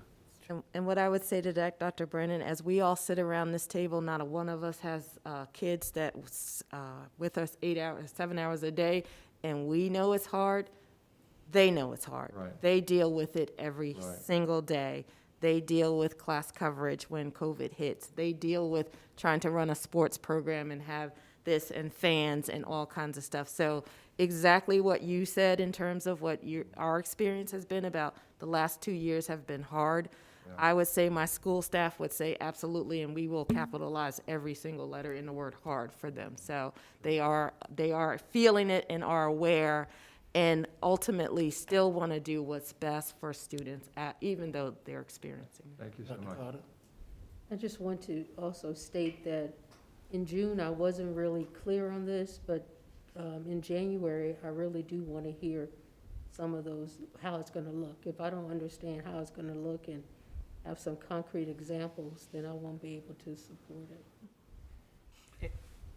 Mr. Harvey? And if I could just add one more thing, I think a good gauge would be, if we can't answer those concerns that were brought tonight, we're not ready. All right, I think that we have sufficiently discussed this for tonight. I do want to thank the superintendent and ask that this would be included for discussion tonight, and she was willing to do it, came ready to present and listen to each of us, and so I think that the points have been made for this discussion. And the principals also, Dr. Thank you. Coleman. Yes. And the principals, Thank you. thank them. I'm so sorry. Thank you all for what you do. All right, the next piece here on community conversations. Absolutely. And again, our effort is to be extremely transparent and engaging in our community, whether that's them coming to our schools or our board meeting, or us going out and even being responsive. As you just saw, those two principals just dropped everything and came here on a dime to engage. That's how important community engagement is to them and to us. So Ms. Reeves has been planning the tours of community conversations, and we've all had to travel with her. So I am going to turn it over to her to talk a little bit more about community conversations. Ms. Reeves. Thank you. Good evening, everyone. As Dr. Edwards mentioned, the community conversation, the second in our series, was held on November 22nd at St. John's Episcopal Church. And as you all have shared tonight, you talked about the importance of community engagement and involving all of our stakeholders. This is our mission. This is what we're aiming to do, is to make sure that we get information out to the community and not just delivering it, but in such a way that they understand it. So on the 22nd, we had families, parents, guardians, board members, community members come out to talk with Mrs. Pugh about the same information that was shared with you all in October from the academic review, but with a little more detail. She provided them with some understanding of the data, the reports that parents see, and just how it is we need support in helping our families understand that information, and also talk through strategies that we can use to help them help their children. Out of that particular community conversation, we talked about ways that parents can request their reports and get detailed information. We talked about providing parents with just the questions to ask. What are they asking for? And then how is it that they're looking at it and interpreting that? We also recognize that, just as you've mentioned, we use every opportunity to provide them with information. So we shared with them that there's the budget hearing coming up, and we talked to them about the link that they can use to provide information about the budget. Things that we have to consider and continue working on is just the timing of our community conversations. Is it possible for us to do a lunchtime Zoom with some of the parents and guardians who are available during that time? We talked about the accessibility to meetings, so making sure that we have them in places that people can actually attend. We also talked about improving communication with our middle and high school parents who really need the information in order to help their children and to provide them with strategies that they can use to be successful. We're going to continue the work in the area of reaching out to the community. Our next community conversation is January 24th at the Jefferson Park Community Center, and that's at 6:00 p.m. Thank you. So if others are soliciting input, LCS on a continual basis is engaging the community through what we call community conversations. There's nothing else to be said. Now I think we're going to talk about the Equity Task Force. Yes, we are. On November 17th, the Equity Task Force met for the first time for this school year. In order to understand better just where we are as a school division, the Equity Task Force received, prior to the meeting, the academic data review that was presented to you all in October, along with the information about the Power Schools program that we had this summer and the impact report that went along with that. We had also done a YouTube video that spoke to the Foundations program that we're using to promote and to encourage our literacy. So they received all of that information prior to the meeting. I feel like that was a great strategy because they were able to come to the meeting prepared to hear some information and to really discuss it. One of the things that we found is that our parents, our guardians, those who are in the community really want to better understand. And it sounds like I'm repeating myself about the community conversation, but if we're going to reach all of our stakeholders, we have to make sure that they have the same information that you have, and that we can explain it to them in such a way that they can take it to their particular spheres of influence, and we can spread the word about where it is that we are achieving and also where we're finding challenges. So we used this meeting to really share information, to get feedback. We had a great conversation with those who were in attendance. I'm very proud to say that we have some organizations who are well-versed in diversity, equity, and inclusion who are joining the team and who are helping us get this work done. And that our next meeting for the Equity Task Force is a January meeting, January 27th. Thank you. Dr. Coleman? Yes, Dr. Brennan. I'd just like to make one comment, which is that I had the opportunity to join the meeting, and I thought it was very well run, very well attended. I thought there was a lot of great dialogue. I really think, Director Reeves, that it went all so very well, and I think it's clearly on the right track to really provide some great information and help. I think the only one constructive comment I would make is to try to have a little follow-up as far as, I think there are questions that come up in the meeting, people request information and that they like to have subsequently.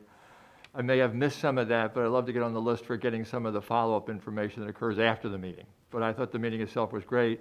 You did a great job, your staff did a great job, and I think that the composition of the committee is tremendous. So thank you very much. Thank you.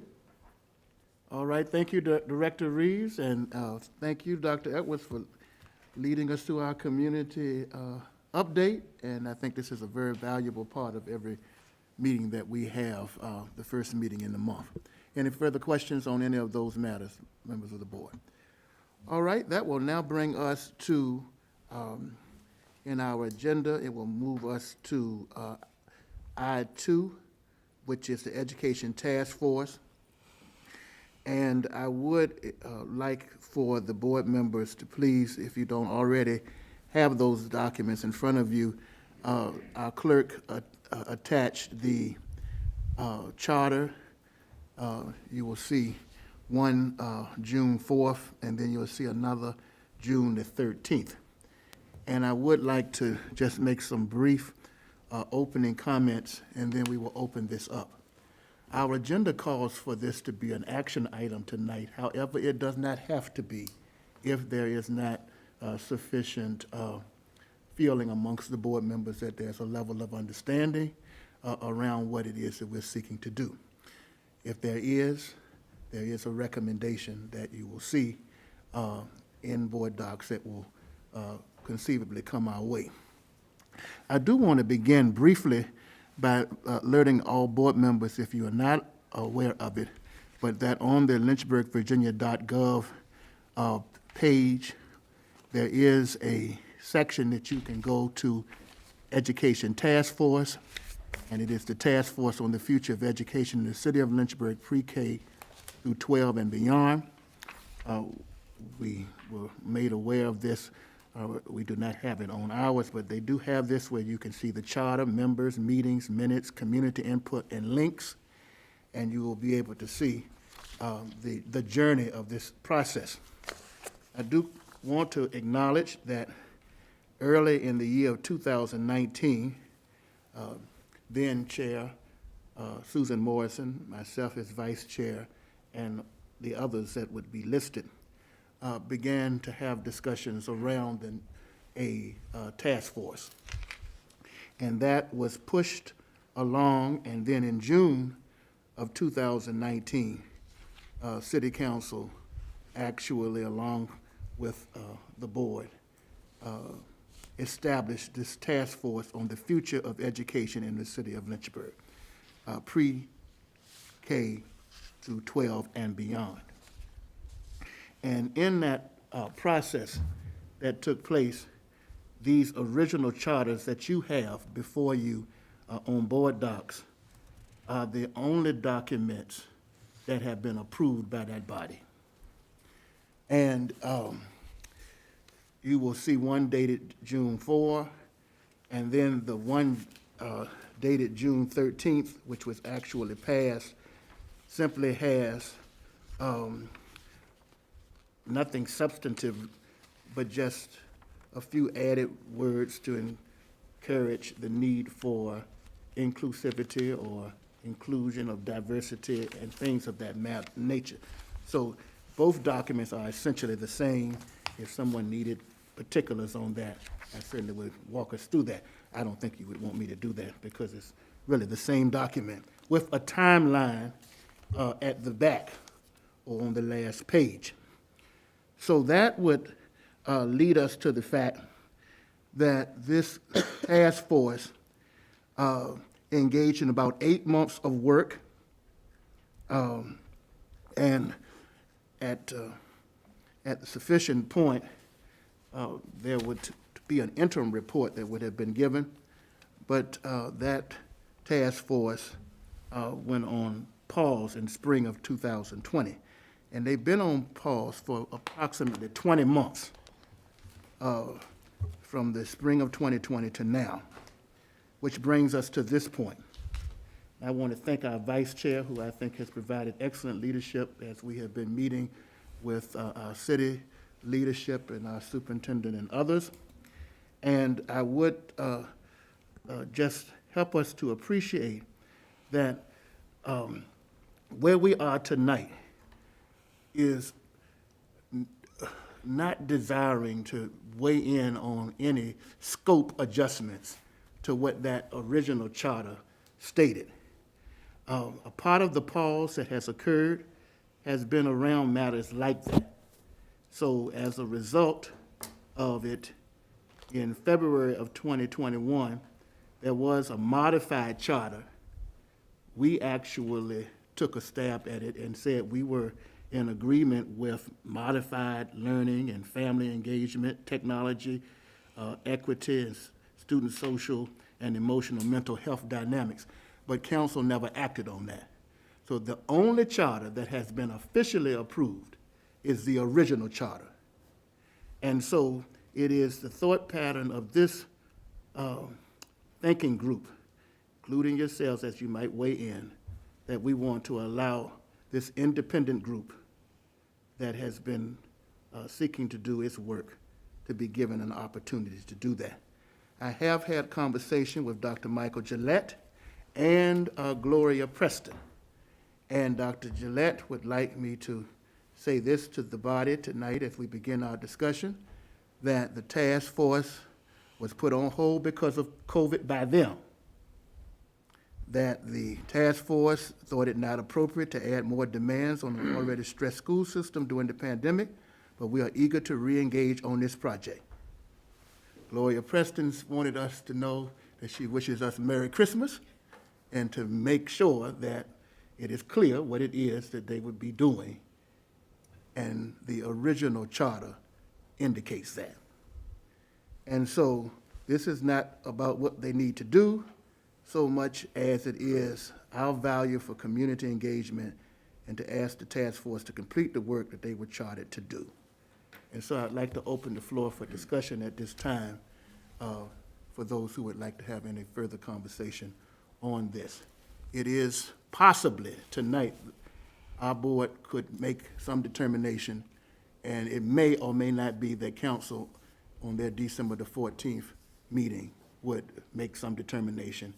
But of course, that is not up to us to decide. Mr. Harvey. Thank you, Mr. Chairman.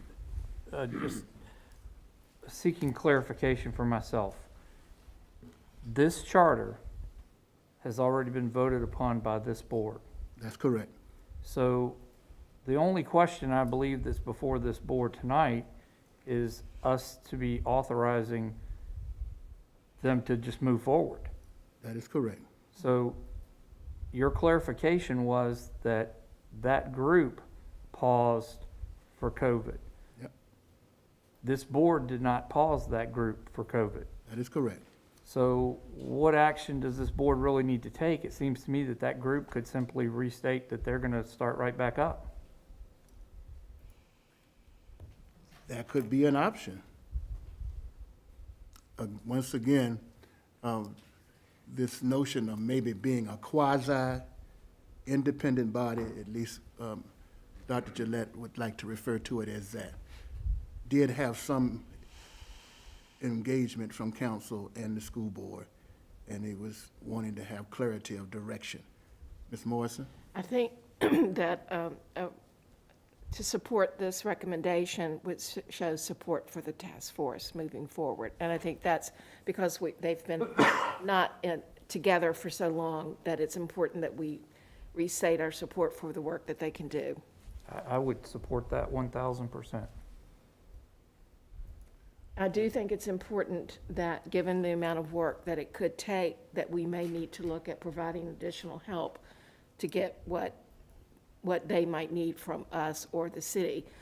We did have a person at the city that took notes and posted meetings, and there was also a budget that was the city held that was taken back. So the task force at this point they've not been reallocated any money. And I think that they were using some of the money to do some of the studies and to get their work done. So I think it's also important that the funding, I'm not sure, I don't remember, Tool, you may know better than I do, it was like 1.5 or 1.2 million?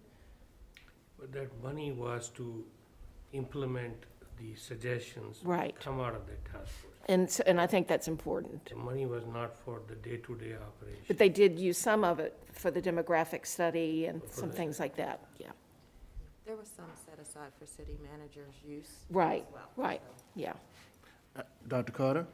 And I appreciate Dr. Gillette's statement about not putting demands on the school system. It's great to make a new word.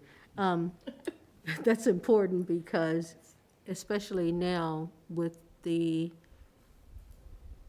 everyone is doing 2 and 3 jobs already, so keeping in that spirit, I think I would support this motion. Thank you, Dr. Carter. I would like also the board to consider, as you look at the original charter, on the last page where it seeks to give somewhat of a timeline, that timeline called for 8 months before there would be an interim report, and that it would wrap up its work in 15 months.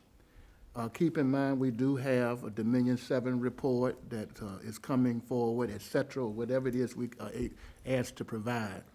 So again, let's just let that group work out the timeline, but just understand that they were operating with some sense of a timeline to accomplish their work.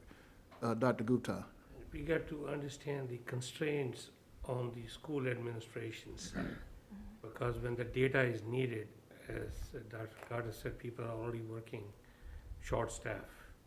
So it puts a lot of pressure on those people to extract that information and provide that.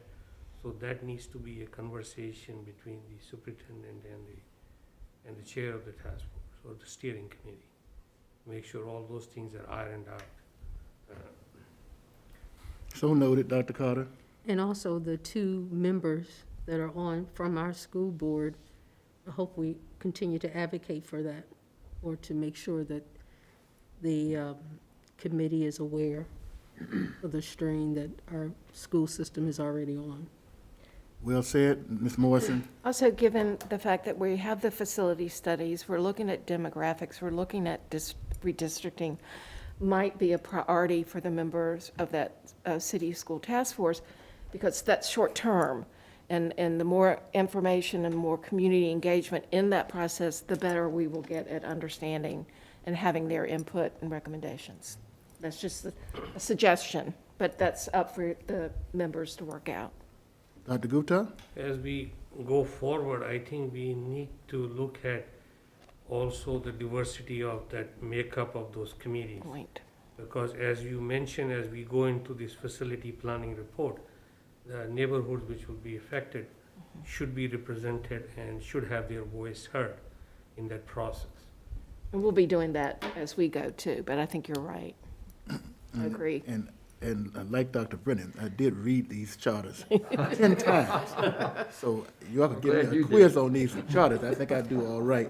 And it does allow for the structure to afford others to be on the subcommittees. Mr. Harvey. I hear what everyone's saying, and I agree. I would encourage that there be communication back and forth between the task force and our school system about scheduling, requesting information and scheduling information to get that information to them. But I also want to make sure that we are empowering this task force to do the important work that they are to do. I think that we need to, as a board, it will be up to us and city council to be able to disseminate this information that comes out of this task force. But I think we need to do everything that we can to encourage them in their work to get to the heart of the questions that caused this task force to be created in the first place. And I want to make sure that we're not limiting them in their efforts. I think that the charter gives them the scope of which they would do their work, and Dr. Gillette again indicated his awareness that the task force would be making recommendations. All right, Dr. Carter? I'm ready to make a motion. All right, the chair would entertain such a motion. I move that the school board chair, I move that we approve the Joint City School Education Task Force to continue the work that they are chartered to complete. Motion is on the floor by Dr. Carter. Is there a second? Second by Mr. Harvey. At one point there, I was going to think that the motion was going to die. We have a second. Is there any further questions or discussion on this matter? Dr. Nilles. Yeah, I guess since the Joint Task Force stopped on their own, I want to make sure it's clear we're not saying, okay, now you can go. I mean, it's like, you know, I'm willing to support it. I think it's good to have an independent body take a look at things. It is a concern that the request for information from the task force to administration, there's a lot going on right now in terms of their time demands, and I think that was an issue when they got started, and that it's certainly gotten worse with COVID and staffing shortages and everybody having to step up and fill in multiple roles. So I think that just the members of the task force need to keep that front and center and do the best they can. So it's Well said, Dr. Nilles. Any further discussion on the motion? Hearing none, we're going to ask that the clerk would call the roll. If you vote yes, you are affirming the motion to simply say to the task force, continue on with the work that the charter has given you authority to do to make recommendations. If you vote no, that means that you're not in favor of the motion, which would mean maybe there's a discussion around disbanding the task force. Madam Clerk, please call the roll. School Board Member Trost? Yes. School Board Member Dr. Brennan? Yes. School Board Member Ms. Morrison? Yes. School Board Member Dr. Carter? Yes. School Board Member Dr. Coleman? Yes. School Board Member Dr. Nullis? yes. School Board Member Dr. Sinha? Yes. School Board Member Dr. Gupta? Yes. School Board Member Mr. Harvey? Yes. Motion carries 9-0. Thank you, Madam Clerk, and we would ask that you would report that motion to the Clerk of Council at your earliest convenience on tomorrow. All right, and we will now move into new business, Section J, fund balance. Dr. Edwards. Okay, absolutely. So we are here to bring a discussion around the fund balance. And I have Ms. Lakonich, who is still here, on standby to really discuss our fund balance and our plan for what we're requesting as we send it to the city. So Ms. Lakonich.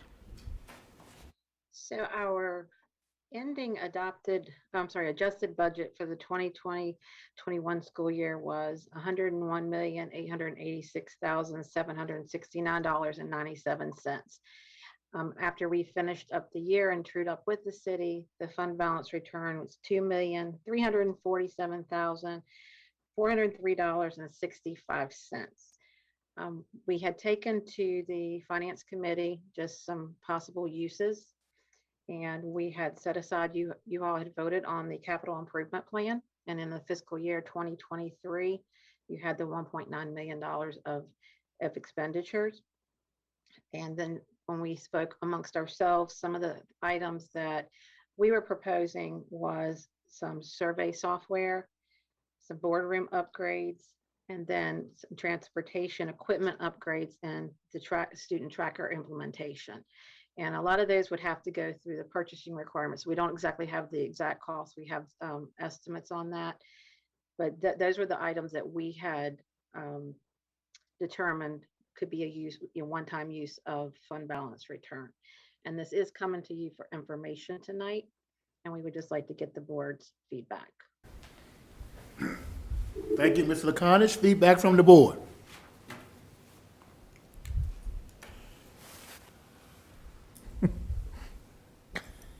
Oh, I'm so sorry. the chair is out of order. Okay. All right, Dr. Sinha, I'm sorry.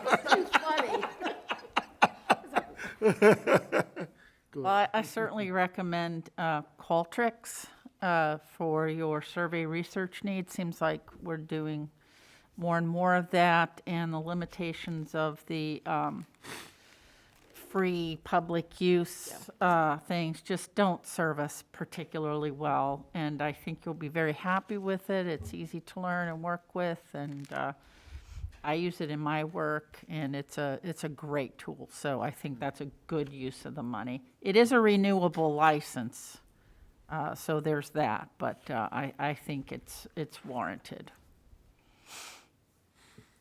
Okay, let me just stay over here, Dr. Gupta. You know, at least you'll be able to change the chair in this room. Today, sometimes it feels like I'm 3 feet tall. The other times it thinks I'm 6 feet tall. And look at it, it's just at my age, it's just keeping me like a teenager. Yeah. And so I'll be happy to bring a chair from home. I don't mind to put a burden on the taxpayer. But I see the funding for the boardroom update, at least chairs will be fixed. So thank you very much for listening. Mr. Harvey? I'm going to round it out. I support the transportation equipment upgrade. In talking with some of the bus drivers, this equipment could be so beneficial to them, being able to help them with their routes, being able to help with dispatch, so many things. So I would support the transportation equipment and tracker implication. Thank you, Mr. Harvey. On this side, Mr. Trost, anyone? I was just going to say. Ms. what Morrison, please. Mr. Harvey said that I think we've been trying to work that out for a while, and it's time to get that finalized. All right, Dr. Carter? Is this for action or just for information? No, she said it's for information tonight. Just recommendations back to them. We'll bring it back at the work session. Okay. All right, Dr. Gupta? So the tracker information, is that the app we talked about one time, having a GPS where the parents can see where the bus is? They can get an estimate of where their kid is, as opposed to just following, like we have the GPS where we could actually follow the bus, but it will be specific for their kid. child. So they can see where the child's bus is. But it also puts from my understanding, there's a console that the bus driver would actually have as well that would help them in coordinating back and forth dispatch. And help us know, did they get on the bus, get off the bus? So why are we waiting for the next work session? This is important for all the families. Because we know y'all, we put everything up for discussion first, and then we bring it back for action. Unless you want to make a motion, we'll certainly take it. Yeah, we can make a motion on this. Well, the chair would entertain a motion of, again, our practice has been to do it in the manner in which we have. Of course, we did vote on the task force tonight. Dr. Nellis, do you have any objection to us doing that? Someone like to make a motion? Mr. Harvey? I'd like to make a motion that we follow the recommendation from I believe this came from the Finance Committee, to utilize a portion of the fund balance for the capital improvement plan for fiscal year 2023 and for the purpose of the transportation equipment upgrade and tracker implementation. Is there a second to Mr. Harvey's motion? Second. Seconded by Dr. Carter. Any further questions or discussion on the motion? Hearing none, Madam Clerk, if you would please call the roll. School Board Member Trost? Yes. School Board Member Dr. Brennan? Yes. School Board Member Ms. Morrison? Yes. School Board Member Dr. Carter? Yes. School Board Member Dr. Coleman? Yes. School Board Member Dr. Nellis? Yes. School Board Member Dr. Sinha? Yes. School Board Member Dr. Gupta? Yes. School Board Member Mr. Harvey? Yes. Motion carries 9-0. Thank you, Madam Clerk. We will now move to the superintendent's comments. Absolutely, and given the hour, I'm going to be pretty short, and just thanking, again, our student reps. If you didn't see the article in the paper, it doesn't do them justice in terms of the work that they do. Outstanding individuals, very committed to this board, as you can see with what they gave tonight. And congratulations to Jaden Scott for also being the VSBA Scholarship Award winner. We are so very, very proud of her and the work that she does and how well she represents Lynchburg City Schools.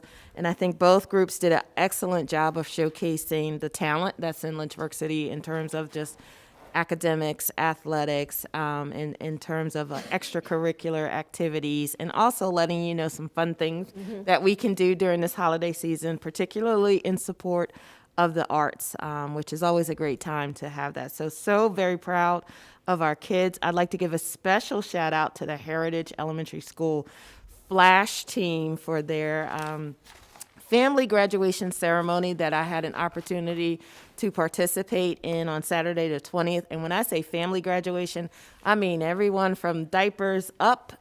They had a session where they work with families, everybody in the family, the parents, the children, and they don't have to be Lynchburg City School children, the toddlers. There was something for everyone. What a wonderful, wonderful event.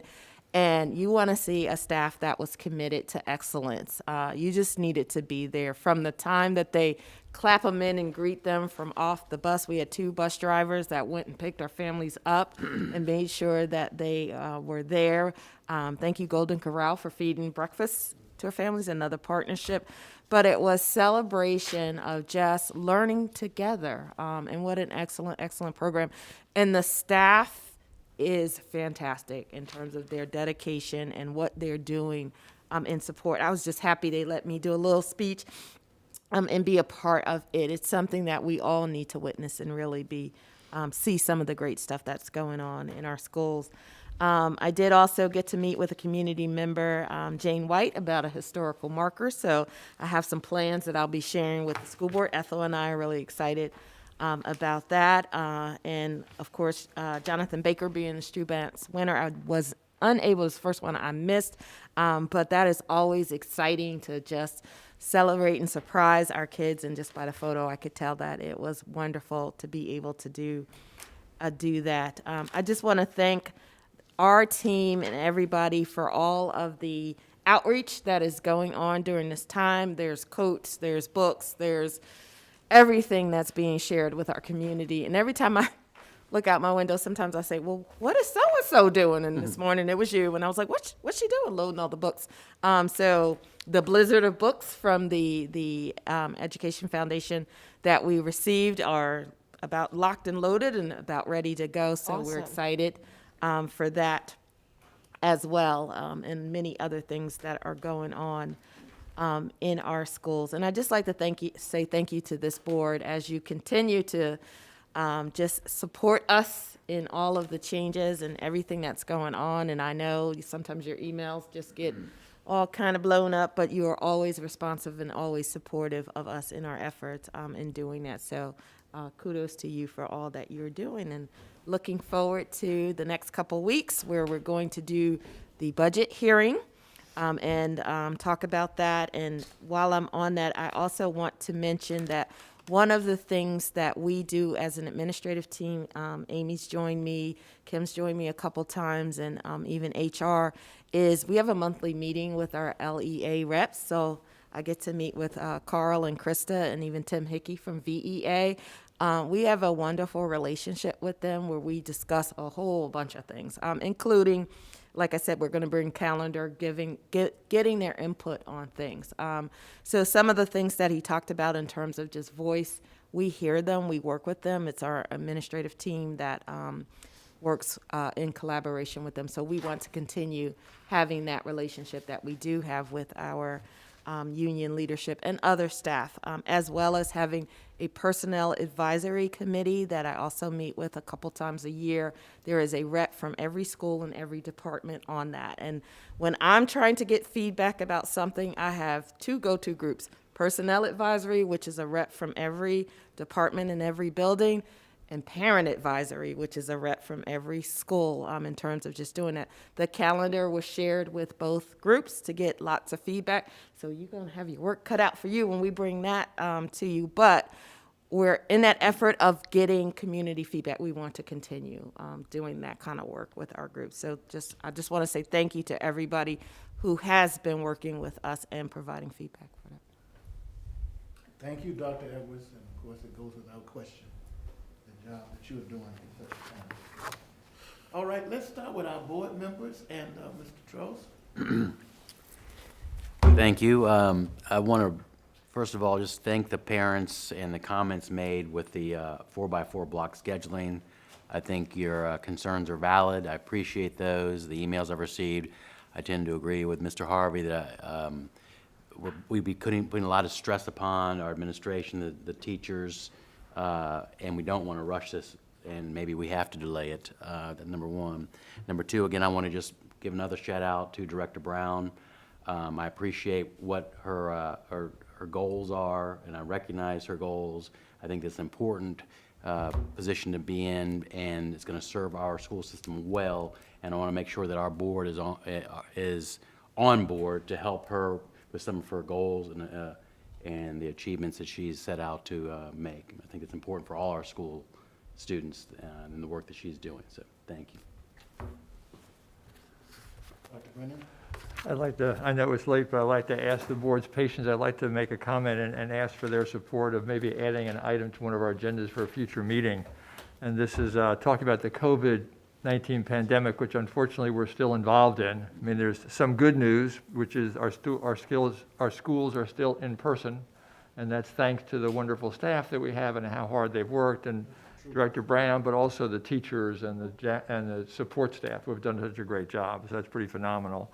The other good news is that Lynchburg City Schools is offering vaccine clinics for students 5 years and older as part of one of their processes. We've received information, and the public has, about that, so thank you so much for doing that, LCS. And then the other piece of good news is that there's a wonderful program that's being rolled out for screening and for testing for COVID in the schools.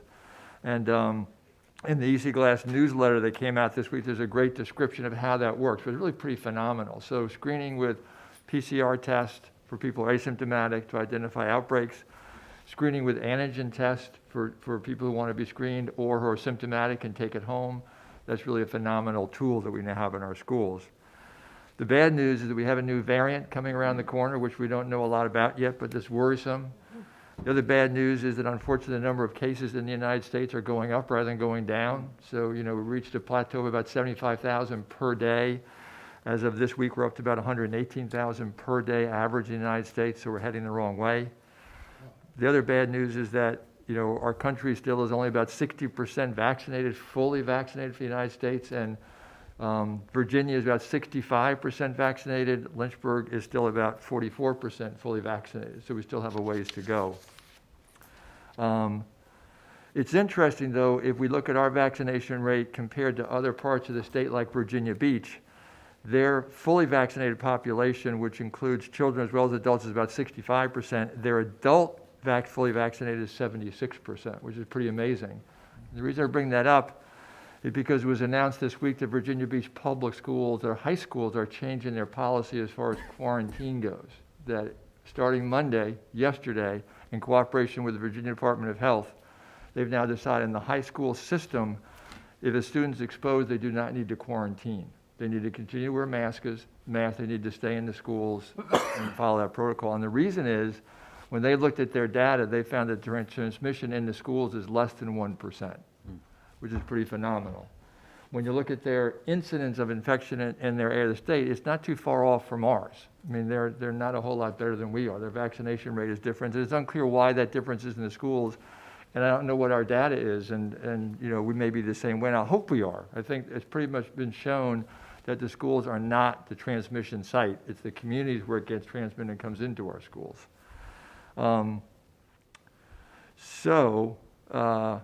We all know what a problem it is when kids are out of school, so this is a huge step for the children. This isn't high school students only, not to be quarantined. So I'd like to make a suggestion that we add to our agenda information about how this process would work in Lynchburg City Schools. To either ask the Health Advisory Committee, which I think is involved in looking at COVID issues. I know I do not want to give more work to other people, but I think this is pretty important as far as, what would it take us to work with the Virginia Department of Health and decide that we meet the criteria where we no longer have to quarantine students because of the loss of learning students and staff that goes on when we quarantine. This would be a huge impact. And just in closing, we know now the COVID-19 epidemic is not going away. Right. It's here to stay. We're going to have to deal with it. But we now have information for almost 2 years that is helpful. And we know more about transmission. We know about the situation in schools. We know what helps and what doesn't help, and we can use that information. And we need to get our schools back to this new normal. We need to get it so that students can participate both academically, in fine arts, that they can feel comfortable in the security of our schools to help with discipline and the things we've talked about tonight. So my request to this board is to see if there's any support that we could add this as an item for an agenda for a future meeting, get a report from the Health Advisory Committee or whoever be the appropriate body to look at what is our incidence of transmission to schools, what is VDH asking for that to be, to see if in the near future we could try to meet those goals.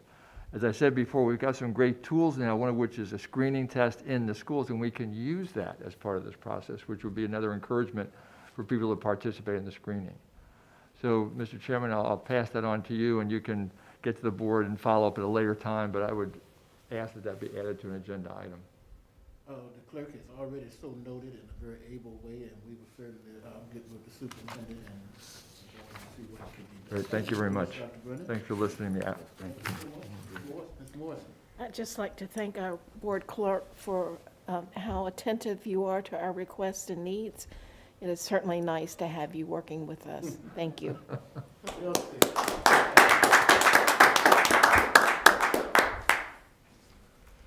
That's all.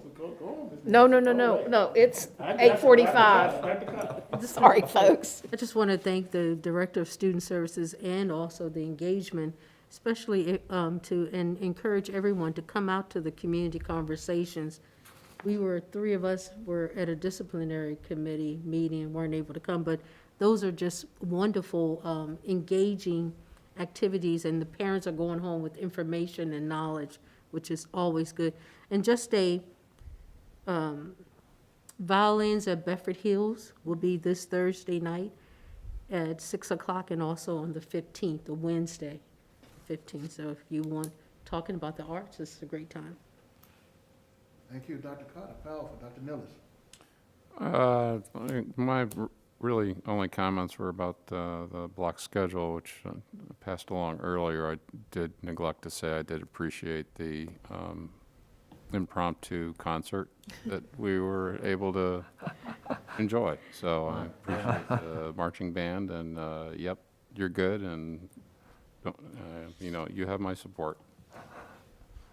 Thank you, Dr. Millis. Dr. Sinha?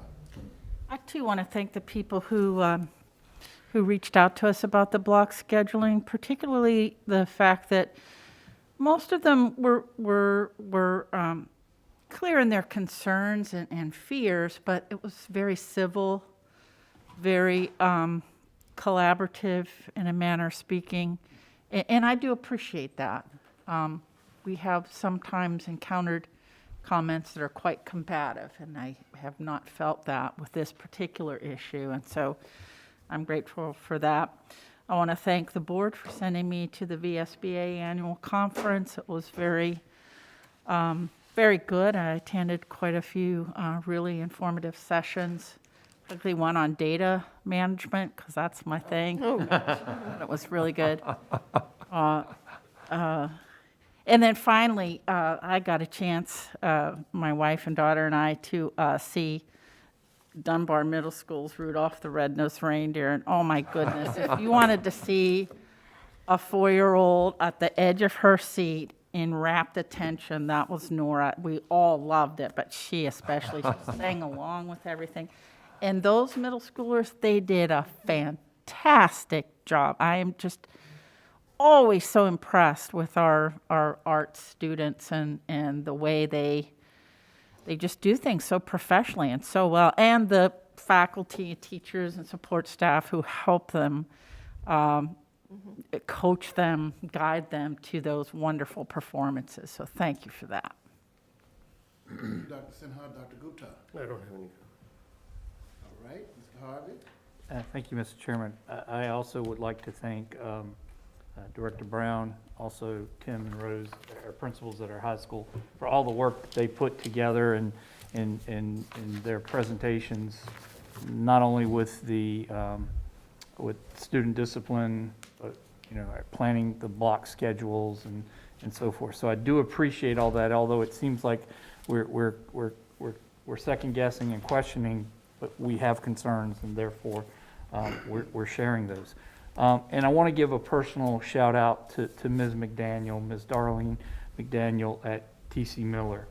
In 2005, she began being the first smiling face that you see when you visit the school, and she will be retiring on December 17th. So I want to send a special shout out to her.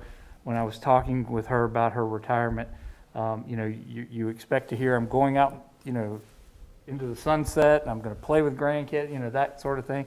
And she said, oh no, I'm going to be back. I'm going to be volunteering. She said, this is my family. These are my kids. And I was just so impressed with her and her attitude. And I've always enjoyed walking into that school and her greeting us with such a smiling and warm welcome. And so I wanted to congratulate her on her retirement on December 17th, after 16 years with LCS. Thank you, Mr. Harvey. All right, very quickly, I just am so proud of our board. I say it all the time.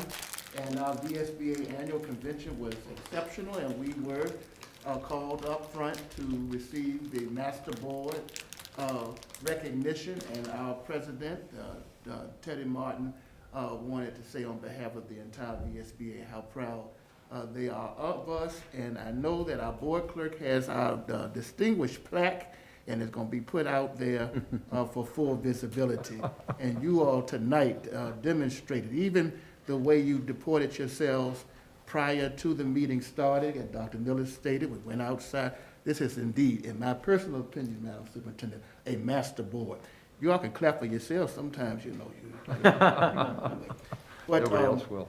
I also would like to acknowledge that I was able to go out with Sheriff Sloan during the Thanksgiving, and they have established a wonderful partnership with us, and through the appropriate people, whether Ethel Reeves and whoever the persons may be, 32 families. Just about all of them were connected to kids who are part of LCS, and we were able to go out there and give them those meals, and even paid for some folks' oil bill. So it's some marvelous things going on out here. Kids get into fire, homes in fire, and all of that. So I'm just proud of all the great work that is going on. The last thing I will say, I think somebody mentioned Virginia Beach a little bit ago. They recently got out of their meeting at 1 a.m. in the morning. It is 8:51, and we are a long way from that. But I do repeat, 1 a.m. in the morning. Informational items, December the 14th, our legislative advocacy is scheduled. Also on the 14th, we will have, no. That's not going to happen now, correct? That's correct. That's been canceled. Kim That's said right. it's So canceled. the 14th, you see what we have that Dr. Edwards mentioned already, the budget hearing and the work session. Winter break will be December the 20th through December the 31st. And the next school board meeting will be held on Tuesday, January the 11th at 5 p.m. in this room. Meeting adjourned.